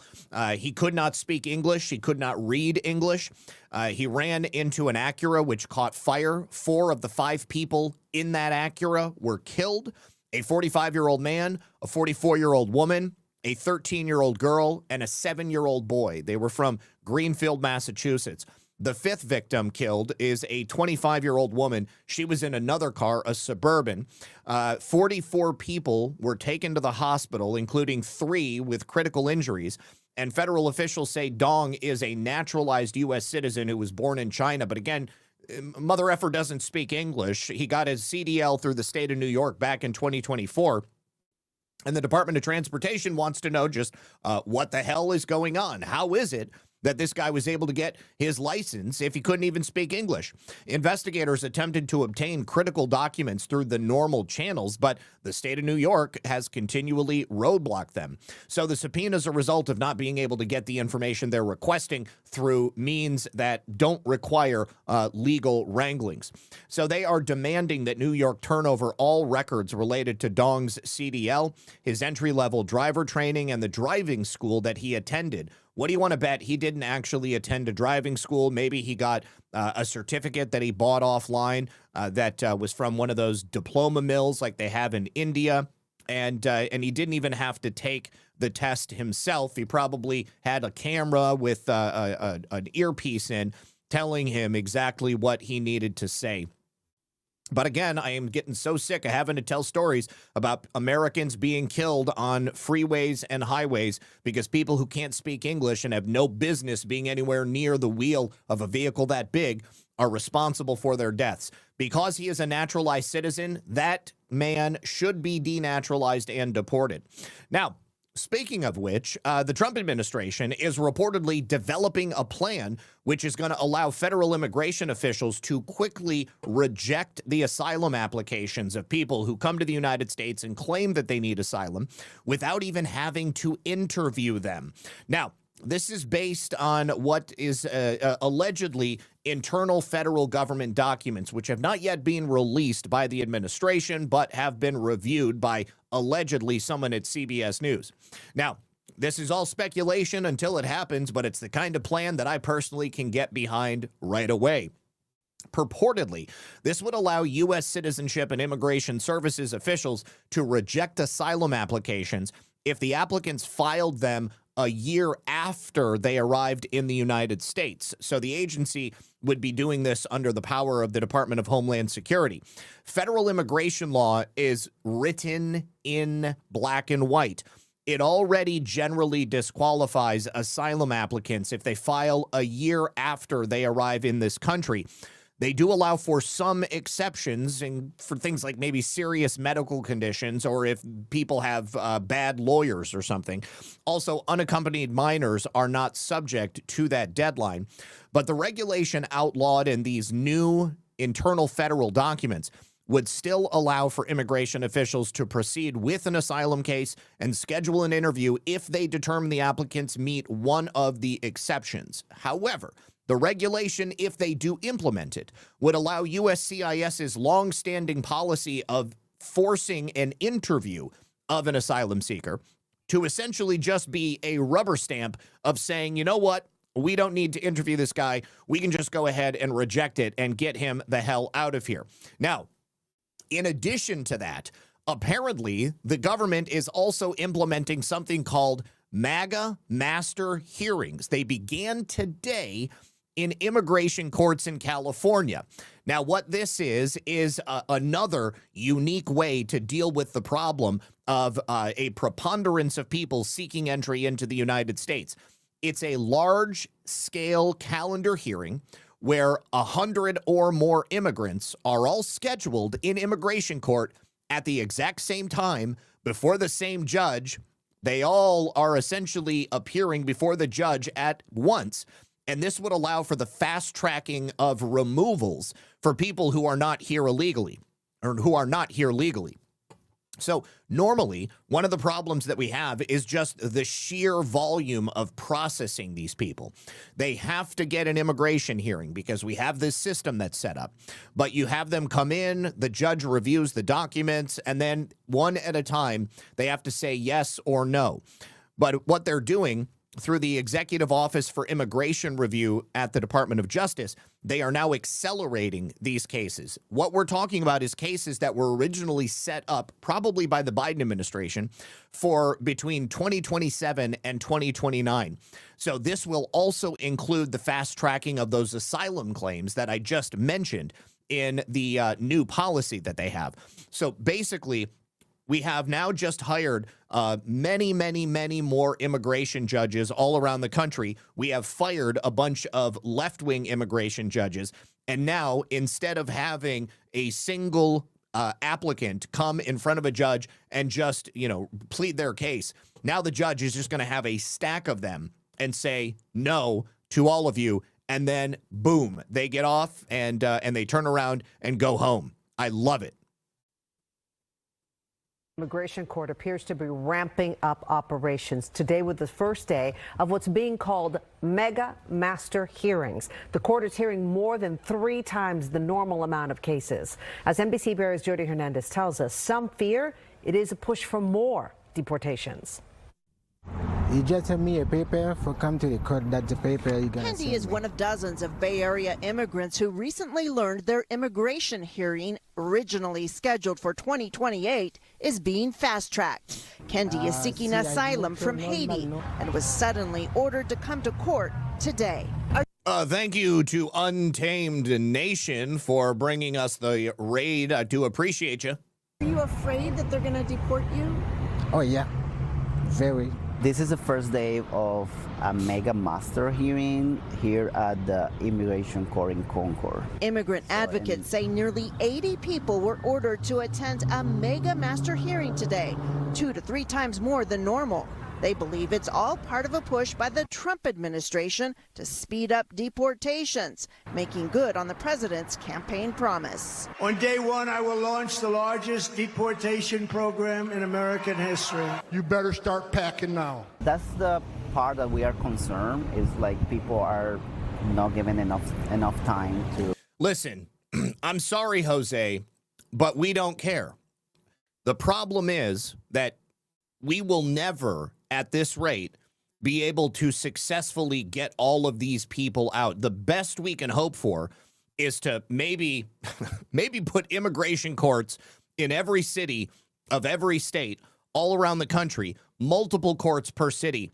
and hire thousands upon thousands of immigration judges, because we've got probably up to 100 million illegal aliens that are here in this country right now.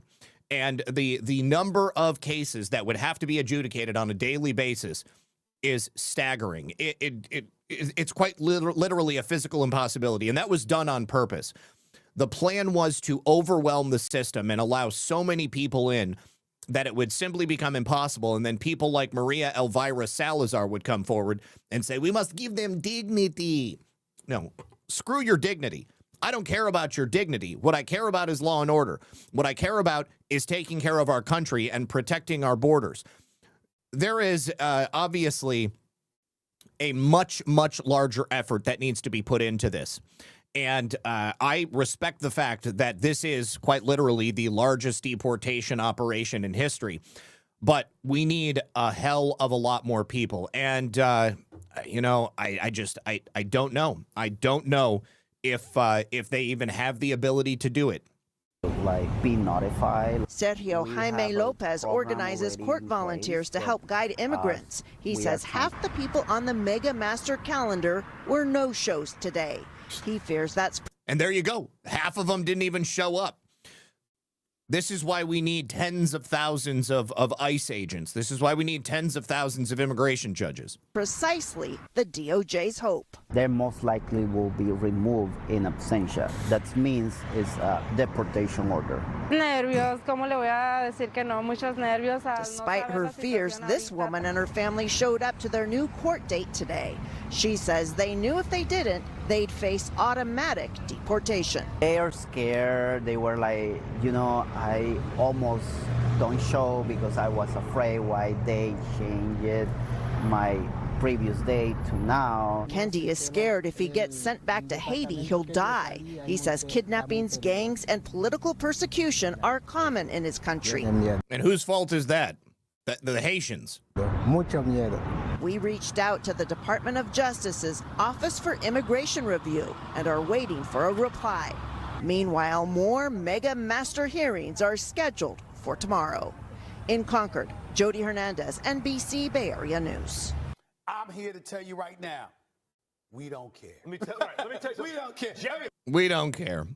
All right, now, take a look at this moron right here. This guy is an illegal alien. He came into the United States from Mauritania. He's a Muslim, and he tried to pull a fast one on the American immigration system. He claimed that he needed asylum, but he got busted making a tragic error, an unforced error. So his name is Salah Dene Habib. Again, he's a native of Mauritania in West Africa. He came in illegally back in 2023, and he was arrested by feds on May 21st. Once he came to America, he claimed he was gay, and because he's gay, in Mauritania, it's a crime punishable by death because it's a Muslim country. Now, the official religion is Islam. Over 99% of the country follow the Sunni branch of Islam. Habib got a job as a taxpayer-funded corrections officer at a county jail in Portland, Indiana. It was Jay County Sheriff Larry Ray Newton Jr. that hired him. So keep that in mind if you live in Portland, Indiana. And then instead of keeping his cover, he went and married the stepdaughter of his boss in September of 2025. Look at that. He's obviously not freaking gay, which means that he lied on his asylum claim, and he has now been exposed as a fraud. Sheriff Newton confirmed that Habib served as a non-armed corrections officer at the jail. He also said Habib was his stepson-in-law, but he started his tenure with the sheriff's department before marrying into the family. Some shady shit going on there in Portland. All right, so he is in ICE custody. He's going to stay in ICE custody pending his removal proceedings. He will be removed. He will be sent back to Mauritania because he's obviously not gay, and he was obviously married to a woman. So good luck. Looking like you want to try to scam the United States. That's not going to go over too well. Thank you so much to Eleanor 2000. Another $50 rant. Oh, Lord. Love you, Zach and Lisa. The color purple is becoming on you. And thank you so much. I appreciate you. Also, thank you to Sean Joe for a can and a cookie over there on Pilled. Thank you, my friend. All right. Now, we have a story which should surprise none of you. There have been dozens upon dozens of people arrested outside of the ICE facility in New Jersey, the Delaney facility, and at least a couple of them are your typical radical left-wing types who also just happen to be unrepentant pedophiles. This guy right here was a particularly interesting case. Brendan John Geyer of Madison, New Jersey.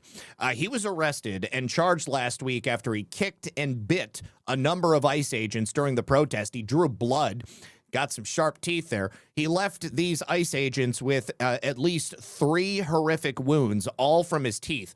And you can see here gashes in their skin. The Justice Department charged rioter Brendan John Geyer for allegedly kicking and biting ICE officers at Delaney Hall. We will not tolerate the vicious attacks on ICE officers we've seen in New Jersey over the last couple of days. These riots are clearly not peaceful protests, as you can see from the photos of these horrific wounds. And if you assault a federal officer, you will be held accountable. Now, the Justice Department has confirmed that Geyer was previously charged with the sexual abuse of children related to the dissemination and possession of child pornography back in Pennsylvania. Looks like he tried to move to New Jersey to get himself a fresh start. Back in 2019, the Berks County District Attorney's Office shared that on September 21st of 2018, the Berks County detectives received a complaint from the National Center for Missing and Exploited Children.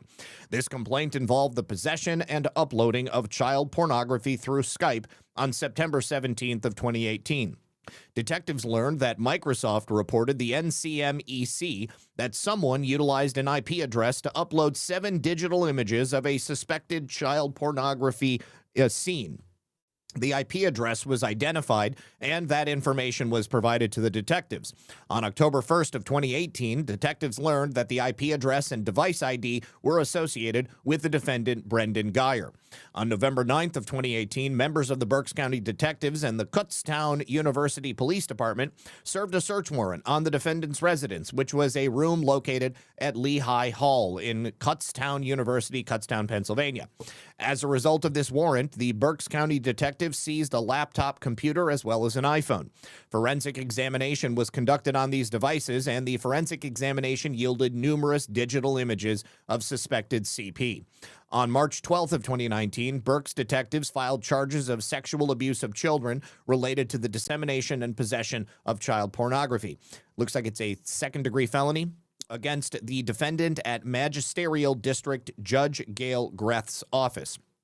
Today, at this time, March 13th, 2019, the defendant surrendered to the Berks County detectives at their office, accompanied by his attorney, and was turned over to the Berks County Sheriff's Department for preliminary arraignment by the magistrate judge. So in 2021, he pled guilty to a lesser third-degree felony charge of criminal use of a communication facility. I do not like it that these people are allowed to plead down to something less. He was sentenced to 2 years probation, and he was ordered to have no contact with anyone under the age of 18 and undergo sex offender evaluation and treatment. Geyer describes himself as a shut-in with high-functioning autism who enjoys spending most of his time in his room alone on a website he created in 2024 that is largely devoted to Japanese animation and rock music. Well, now he faces a maximum of 20 years in prison and a $250,000 fine if he is convicted. I hope that he goes, and I hope that everybody learns the kind of person that he was. Thank you to Emerald Dragon, who dropped a YouTube link. This one is for the drug bust. There are better clips, but too long. Dr. Roxo, the rock and roll clown. Okay, let me go ahead and save this. And then also, good Lord, Misfit Angie, thank you so much. A $100 rant. I haven't ranted in a while. Zach, you're the best for the actual news. I've been missing lots lately due to the nice weather here in northeastern Michigan, but there's some legal beef between Antrim County and the Secretary of State Benson. Interesting. I'll have to look that up. Misfit Angie, thank you very, very much for that $100 rant. I do appreciate you. All right, I will also continue from the rooftops to sing the praises of Commander Gregory Bavino, because I think that Murderface's birthday. All right, we'll save this one for the end. Greg Bavino, I think, is the man we need. If we're going to do a real mass deportation operation, it needs to be hard, it needs to be fast, it needs to be unsympathetic, and it needs to be done effectively. And I think Greg Bavino is the guy for that. Now, he's been he's had criticisms for the administration's approach since they essentially forced him to retire, and then the mass deportation stopped because of those pretty good shots in Minnesota. Now, Secretary Markwayne Mullin was asked about Greg Bavino, and he said he didn't know who Bavino was. I have a hard time believing that he doesn't know who Bavino was. Because if I'm not mistaken, Bavino actually testified in Congress, and of course, he was all over the news everywhere. Now, Bavino, of course, resigned after the events I mentioned there in Minnesota, and he has been talking a lot about what the administration needs to do if they want to be successful. Now, Bavino had said that in an interview with Vox Europa, he describes Trump as the best president I've ever worked for, but he said the problem is Trump's inner circle because they did not provide him the ground truth. The worst of the worst strategy being pushed by top immigration officials, he argues, is a mere one tactic in total spectrum immigration enforcement. There's a lot of different directions we could attack this problem from, and I think that we need to attack it from as many as possible. If I'm right and we have 100 million illegal aliens here, even if we have 50 million illegal aliens, there's no slowing down, there's no backing off. It needs to be full bore, straight ahead. Tactics are not strategy, and confusing the two at the political and bureaucratic level has produced disastrous results throughout history. Worst of the worst has its place in an immigration system already well under control, where a tweak here or an arrest there will keep said system running efficiently, Bavino said. We are nowhere near status quo now, and treating the current catastrophe facing our country is indicative of their status quo, unqualified bona fides in implementing an overarching immigration strategy. Bavino also argues there are at least 100 million illegal aliens currently in the United States, pointing to past estimates, which have remained largely unchanged over the decades. In his experience as a 30-year Border Patrol veteran, he thinks that he's seen it all. Understanding what middle America looks like in terms of illegal aliens, coupled with firsthand knowledge of the border, all juxtaposed against my own and current research, leads me to understand that 100 million illegal aliens live in the United States. That includes visa overstays and all types of illegal aliens. Remember, the United States was the world's illegal alien dumping ground for 4 years under puppet Biden. Bavino, and of course, has been critical of officials on social media and in other interviews. He recently did a press conference to discuss attacks, Markwayne Mullin did a press conference to discuss the attacks against ICE, and he was asked about Bavino, and he said that he had never heard of him. I don't believe it. And one other question. Yes. Former Border Patrol official Gregory Bavino has been critical, saying... I never met the guy. I never met the guy. No, he's irrelevant to me. I don't know who he is. What else, guys? Man, you know, I just feel like we're at a time in America, we are facing so many problems that this is no place for egos to get involved. Now, what's funny is Bavino shared Markwayne Mullin saying that with this video of from Breaking Bad. And he says, when you're ready to fulfill POTUS's promise of mass deportations, let's talk, Secretary Mullins. Who the hell are you? You know. You all know exactly who I am. He basically is the guy. Yeah, that's funny. So anyways, I think that Bavino has the number. I think he knows what to do. Let me say thank you so much to Northern Pike, who says, holy shit, Obama, Biden, Rooster, your number of illegals to deport is mind-numbing. USA needs to deport 10,000 per day in the coming 3 years, and then the jihadi who are not prepared enough. Correction, 100,000 per day. I agree with you. I think that we have so many that we need to get out of here. And unfortunately, it's just not happening at the rate that I believe needs to take place.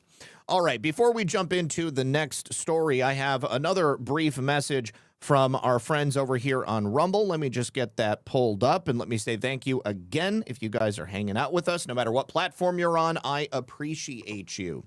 All right, now, I'm sure everybody here has heard a lot about crypto, but here's the part that a lot of people miss. Crypto was created so that people would actually own and control their own money.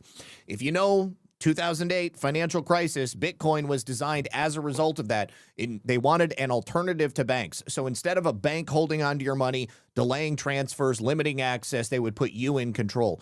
And if you've ever been in a situation where you had to wait for a transfer to clear, you know exactly what I'm talking about. Now you got to fast forward to today. Many people, most I would say, have heard about crypto, but perhaps getting started feels complicated. This is why I like the Rumble wallet, why I use it. It takes all the complexity out of it. It makes it very simple. You choose what you want, whether it's Bitcoin, dollar-backed stablecoins, or even digital gold backed by real gold. It's not complicated to set up. It connects right with MoonPay, so you can use your debit card, credit card, your bank account. You're up and running in just a few minutes. And then once you get set up, you can even support your favorite Rumble creators like me and many others directly. So do this. You can scan that QR code on screen, or you can click the link in the description and then download the Rumble wallet. From there, you get set up and you're up and running. Just tap buy and you're in the game. And in just a few minutes, you go from hearing about crypto to actually owning some. Thank you so much to Rumble. And thank you all for the continued support. All right. Now, Bill Pulte. This is the main event. President Trump has chosen Bill Pulte to replace Tulsi Gabbard. And as I said in the introduction, he may not have been anybody's dark horse candidate or even their number one pick to replace Tulsi Gabbard. But Trump has announced that Bill Pulte, again, the director currently of the Federal Housing Finance Agency and the chairman of Fannie Mae and Freddie Mac, is going to be serving as the acting director of national intelligence. He will continue to do those other roles, but he will also be doing this role as well. So President Trump announced this on Truth Social. He said, I am appointing the director of the Federal Housing Finance Agency and the chairman of Fannie Mae, Freddie Mac, William J. Pulte, to serve as acting director of national intelligence. William has deep experience managing the most sensitive matters in America, the safety and soundness of the markets, and over $10 trillion at Fannie Mae and Freddie Mac, a substantial increase from where it was just 12 months ago. During this period, he will remain director of the Federal Housing Finance Agency and chairman of Fannie Mae and Freddie Mac. Congratulations to Director Pulte. And the choice of Bill Pulte here, again, I think has more to do with loyalty than anything else, and perhaps the lack of fear of the intelligence agency, because Pulte is he's a big figure in the Trump circle. President Trump is really fond of him. Bill Pulte has been a champion for him. And although he has no experience in the intelligence realm in any capacity, again, I think that that's going to be a benefit. The last thing that I wanted was a career CIA officer coming in and heading the Office of the Director of National Intelligence and just abdicating all power and all reforms that have already gone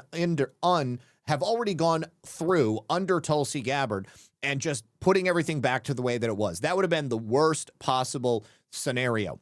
Now, there have been an outcry of some of the most vocal critics of President Trump, and that makes me even more excited about what Bill Pulte might be able to achieve as the acting director of national intelligence in a sort of Scaramucci model. So Chuck Schumer says Bill Pulte is a partisan thug with no experience in intelligence. He is another unqualified Trump appointee that will make our country less safe, and you won't hear a word from Republicans who claim to care about national security. I think he's going to do just fine. If Chuck Schumer doesn't like him, I like him even more. David Axelrod says this has to be a joke. If not, it's a scandal. Brian Krasenstein, one of the Krasenstein brothers, says major breaking. Trump just put Bill Pulte, who has no background in national security and weaponized government, to go after Trump critics Letitia James, Adam Schiff, and Lisa Cook in as the acting director of national intelligence. If you thought politicizing mortgages was bad, wait until they politicize intelligence. I wonder if through Bill Pulte's position at the Office of the Director of National Intelligence, he'll be able to ensure that those criminal referrals he put forth previously for Letitia James, Adam Schiff, and Lisa Cook end up going somewhere. Maybe he'll have the ability to investigate them for other crimes that they are likely to have committed. Certainly, I want to see all those people go to prison, and I at least want to watch a show trial. Adam Schiff, also one of the biggest liars and leakers in Washington, D.C., at a time when the U.S. is at war and the threats to national security loom large, we need a director of national intelligence who is knowledgeable, experienced, and respected. You can also read somebody who is controlled. Bill Pulte is none of these things. He politicized and weaponized the housing agencies and will do the same thing in the intelligence community. And Americans will be less safe as a result. I think that Americans will be just fine. I think that Adam Schiff and his cronies may be less safe, and that has more to do with his opinion than anything else. You also have Senator Cortez Masto. Bill Pulte led Trump's efforts to charge and jail his political enemies. Well, he actually ran the FHA and sent criminal referrals for real mortgage fraud and crimes that were committed by people who otherwise previously were totally untouchable. Don't know where those investigations are, but I sure wish that they would continue forth. Now he's being rewarded with a job he has no business doing. Putting Pulte at the helm of the intelligence community risks American lives just so Trump can keep going after his political opponents. Well, if Bill Pulte's actions lead to an implosion of our modern security state so that we can have major overhaul and reformation, I will be 100% there for it. I'm like that little girl watching the house burn down, looking back over my shoulder at the camera. That's me right now on so much of this stuff. Liam Neeson says Bill Pulte, the trailer house king, is now director of national intelligence. You MAGAs are a joke. Liam, you're a joke. So I think that is all of the responses from the modern day left. Wounds are us. Yes, Bill Pulte is acting, not nominated as DNI. Trump has 180 days to make a nomination. Who is available in 6 months? So yes, this is, again, the Scaramucci model, putting somebody in there who is acting and doesn't have to be confirmed by the Senate means that it's somebody who could go a little bit harder, maybe be a little bit more controversial, and somebody who's going to be available in 6 months. Honestly, like I said at the beginning, no one can see what is coming. This could quite literally be anybody. I just hope that it's not going to be a career CIA officer. So yes, Bill Pulte can do this job for 180 days. And frankly, he could be nominated for, he could be put in as acting immediately again afterwards. And he'd be able to go for another 180 days.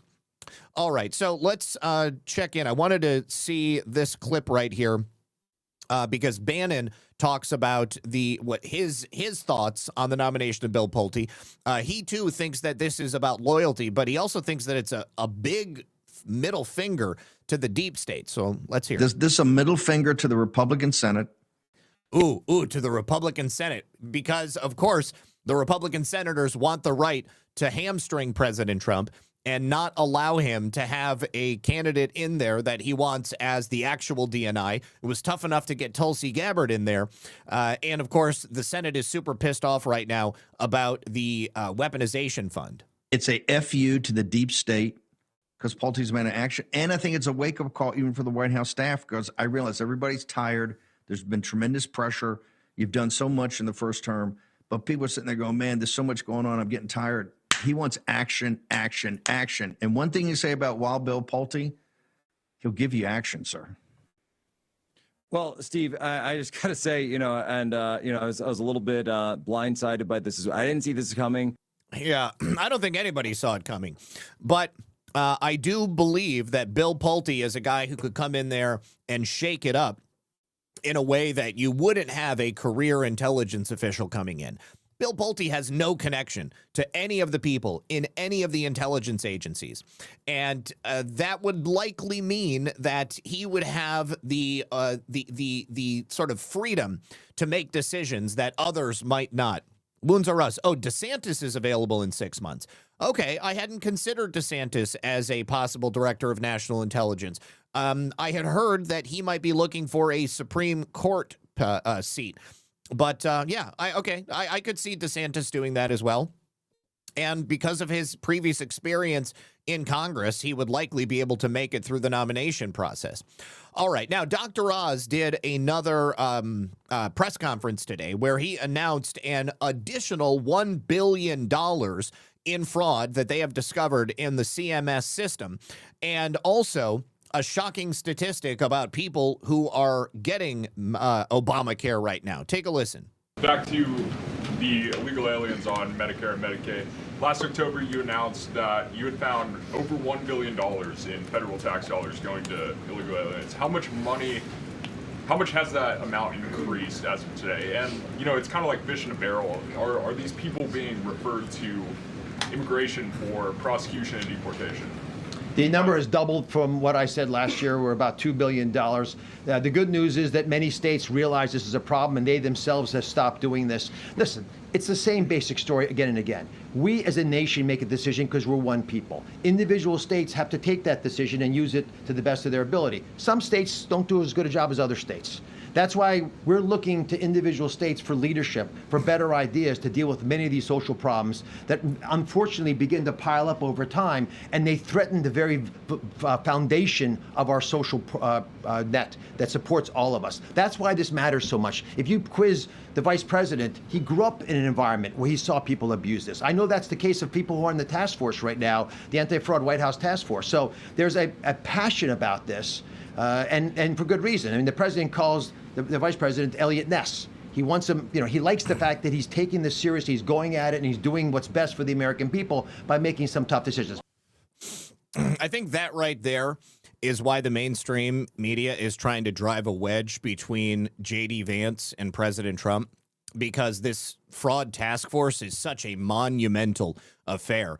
I mean, if you imagine what we heard earlier from that expert, $1 trillion annually in fraud is siphoned out of the United States. I mean, collectively, it's been said that we could do away with taxes, we could do away with deficits, we could do away with the idea of not being able to balance the budget if we could just reel in all of this fraud.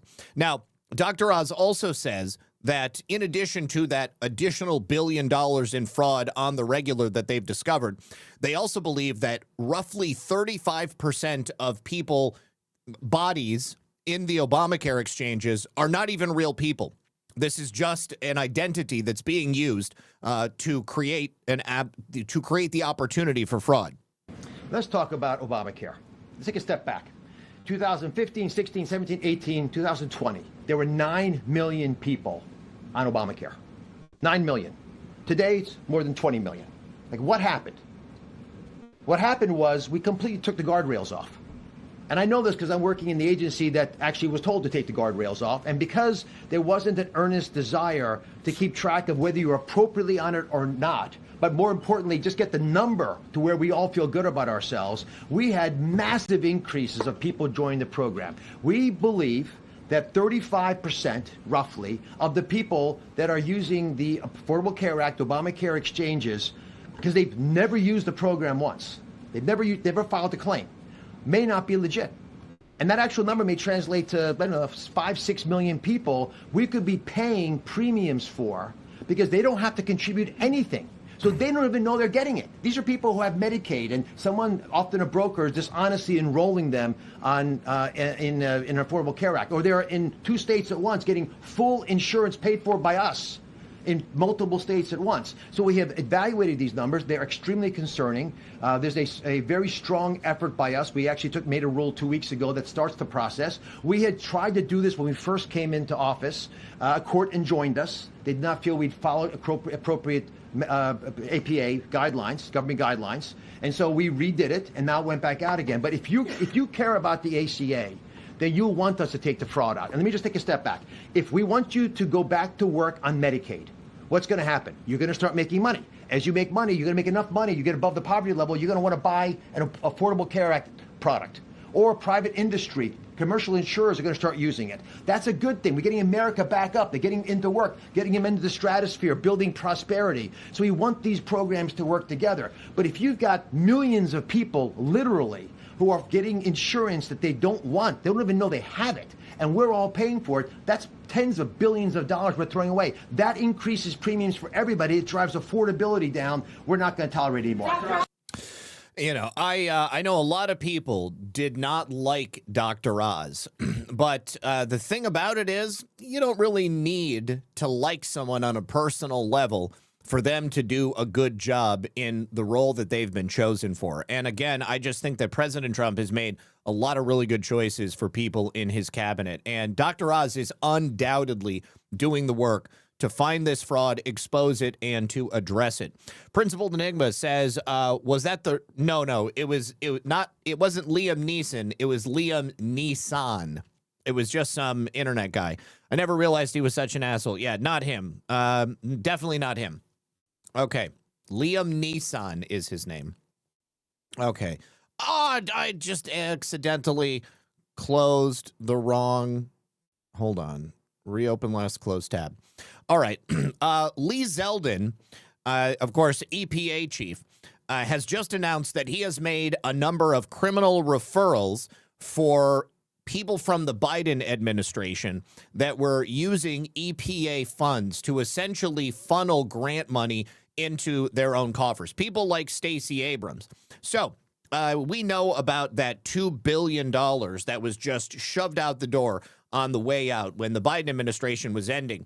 But Zeldin has canceled or stopped over $29 billion in EPA grants to date, besides just the Georgia nonprofit that was being run by Stacey Abrams. And there were a series of different pass-through groups that were being used to hide the route that this money was taking so that it could be stolen from the taxpayer. He said, as you look through all of these pass-through entities, you're seeing so many connections to former Obama and Biden administration officials and Democrat donors, people who were former cabinet members, other high-ranking administration officials. Zeldin said he has referred several of these transactions to the EPA Inspector General, the agency's watchdog, and to the Justice Department for possible prosecution and further investigation. He says those referrals have been made. Please, please, please prosecute these people. Zeldin said some of the allegations have their roots in legislation, like the Inflation Reduction Act. That was when Congress and the White House were all in Democrat hands. They included all of this funding in this so-called Greenhouse Gas Reduction Fund. And then they would work with these different agencies in the Biden administration to get it out into the hands of their friends who were unqualified. The whole thing feels criminal. Clearly something that falls into the category of blatant waste and abuse, if not outright criminal activities. And Zeldin has repeatedly singled out that $2 billion grant to Power Forward Communities, which is the nonprofit tied to former Democratic gubernatorial candidate Stacey Abrams. Those funds were awarded in 2024 to finance residential decarbonization, an effort to replace gas furnaces and other appliances with electric ones. Abrams played a pivotal role in establishing the group, and the award came under scrutiny because we found out that Power Forward Communities had reported only $100 in the year before they got that $2 billion award. Now, the Trump administration's EPA announced in February of last year they were taking measures to get that money back as part of their effort to claw back all of this money, which never should have left the hands of the EPA. Abrams, who worked for a group called Vitalizing DeSoto that was tied to Power Forward, has vehemently denied any wrongdoing and said the grant was intended to help homeowners buy eco-friendly appliances. Based on that program, a coalition of organizations, famous organizations, came together and said to the EPA, if we can do this here, we can do this for millions more Americans, she said in an interview on MSNBC after all of this came out. Let's invest the money of America in lowering the cost for Americans. The only problem is that electricity is a hell of a lot more expensive than gas. Now, Judicial Watch has, of course, sued to try to get more information about the grant. As the Biden administration was collapsing in 2024, they lawlessly rushed out billions in cash to left-wing special interest groups in a way that encouraged fraud and abuse. And the Trump EPA should disclose and expose every single document about this massive Biden corruption scandal, Judicial Watch had said. The quest for accountability with Lee Zeldin began in spring of last year when his agency revealed that the Biden administration rushed out $20 billion in greenhouse gas reduction funds to be held in an account by the New York-based Citibank, with just 8 nonprofits having the right to spend it. The EPA asked the IG to investigate and provided in their letter several transactions that raised concerns, including Jahi Wise, the former director of the Greenhouse Gas Reduction Fund, personally overseeing a $5 billion grant to his previous employer, that $2 billion to Stacey Abrams' Power Forward Communities. Young, Gifted, and Green was awarded $20 million, even though their CEO applied for funding while serving as the White House Environmental Justice Advisory Council member. So although the $20 billion has been canceled, it's now tied up in litigation in federal courts. These people don't want to give this up. There have been no major criminal prosecutions that have been brought as a result. Continue to pray that there will be. But the EPA has released recent information indicating that career EPA officials were deeply suspicious of the Biden administration rushing out that $20 billion to a group who had little history of handling much more than a couple $100 at any given time, who also had deep political ties to the Democrat deep state machine. Comments from the panel of government staffers overseeing this money during the application review process highlighted a lot of concerns about handing over billions in taxpayer dollars to groups that had very little financial background to handle such money. Federal judge initially blocked Zeldin's effort and allowed the groups to access the money, and then a 3-judge panel sided with the EPA in an appeal. The full D.C. Circuit Court of Appeals is currently reviewing the case, and it could eventually head to the Supreme Court. Probably it's going to. Zeldin said he's confident that when all the litigation is complete, we're going to get most of that money back, if not all of it. We're not taking money from left-wing NGOs to give them to right-wing NGOs. This is about getting money back to the taxpayer, making sure that that money coming through an agency like the EPA just doesn't get wasted and abused, because there's zero tolerance for it. Principal G. Fontes says if there was an average of 100,000 deported every day through the end of the Trump administration, there would be 137 million less people in the U.S., not counting any newborns or other additions in population. I will take it. Principal Enigma says Dr. Oz is kicking ass and taking names. He's doing a great job. And Angie K says, I just tagged you on X. Look what Just the News just posted. How many other diseases? Okay, let me go take a look.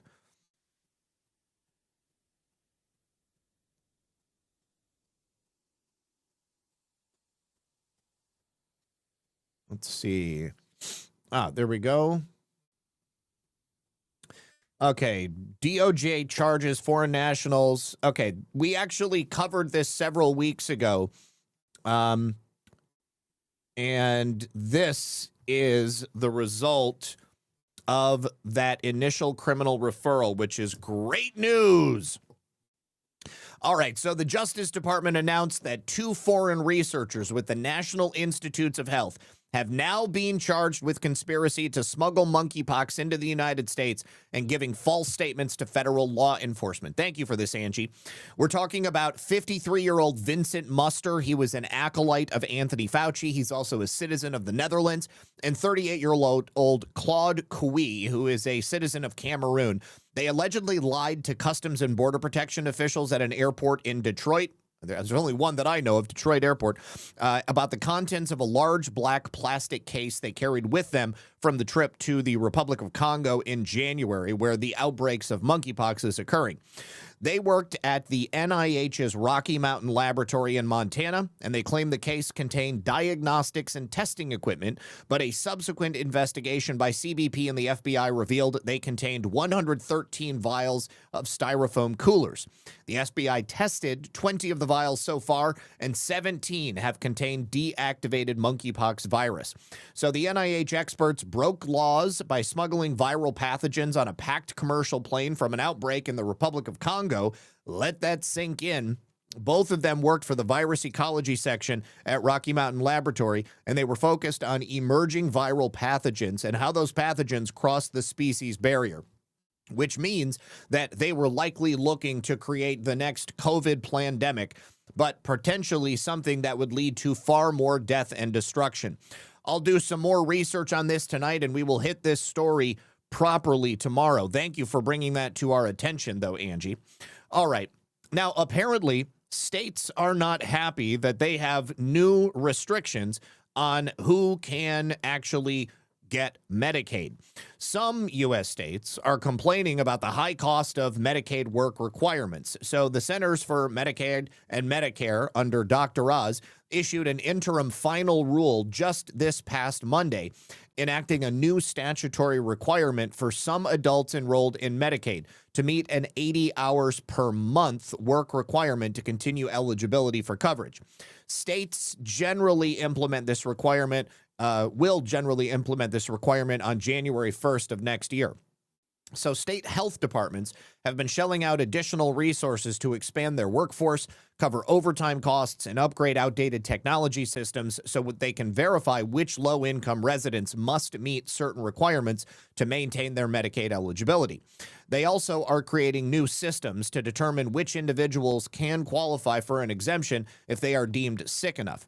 Now, many of these Democrat state officials argue that work requirements unduly pressure their budgets at a time when they are grappling with declining tax revenues and federal funding reductions connected to President Trump's One Big Beautiful Bill. And they often have higher tax burdens than Republican states because they have a lot more welfare. I'm looking at the operational, I'm looking at the programmatic, and I'm looking at the fiscal challenges associated with the implementation of this bill, and it's taking a significant amount of financial resources away from a system that people depend on. That is the Virginia Secretary of Health and Human Services, Marvin B. Figueroa. Again, we don't care. Stop providing services to illegal aliens, and you'll probably have more money by which you can run your governments effectively. Even state Republicans, though, who support the work requirement, have concluded that it is straining their budgets as well and resulting in substantial cuts in other areas like healthcare and education. We don't have a bunch of extra money to go around. We had to make cuts this year, and we're probably going to have to make cuts next year. Boo-hoo! Stop spending so much money. And after a while, you can get into cutting some things that are pretty close to what we all agree are essential services. The work requirement policy was initially projected to lower federal Medicaid spending by about $326 billion and cost 5.3 million individuals their coverage. Republicans maintain that work requirements are necessary to combat waste, fraud, and abuse across the program, and they will only target able-bodied individuals capable of work. I see no problem with that. If you are in a physical condition that you can work, and you are getting welfare, you should be putting in that work. And they don't even force you to actually maintain a job. You can go volunteer at a soup kitchen or something like that. So give back to the society that is paying for you to not have to have a job, and there you go. So I think that this is fine, and I'm not particularly worried about it. If people are complaining about it, then they need to reevaluate their spending habits. Jim Kyle says, were you aware there are 73 million aborted babies every year worldwide? Something fishy about that. I mean, the fact that abortion exists anywhere is fishy. The fact that 73 million babies are aborted obviously is disgusting, and it's a symptom of the fact that people have been taught to believe that a baby growing in the mother's womb is not a person in the same way that a person is living out here. But again, as I've said before, if you shoot a pregnant woman in the stomach, you're going to be charged with the murder of that baby as well as potentially the murder of the woman that you shot in the stomach. So yes, the abortion industry worldwide is not just about killing babies in the womb. There is an economy of scale built around the sale and use of the baby itself after it's been aborted for scientific purposes, for medicinal purposes. There's all kinds of things that they do with the baby's body after they kill it. All right. Now, okay, so you know what? I think that we're going to go ahead and end it there because I need to get some dinner and I need to take care of my wife. So I'm going to go through these final thank yous. Before we do that, let me just mention one more sponsor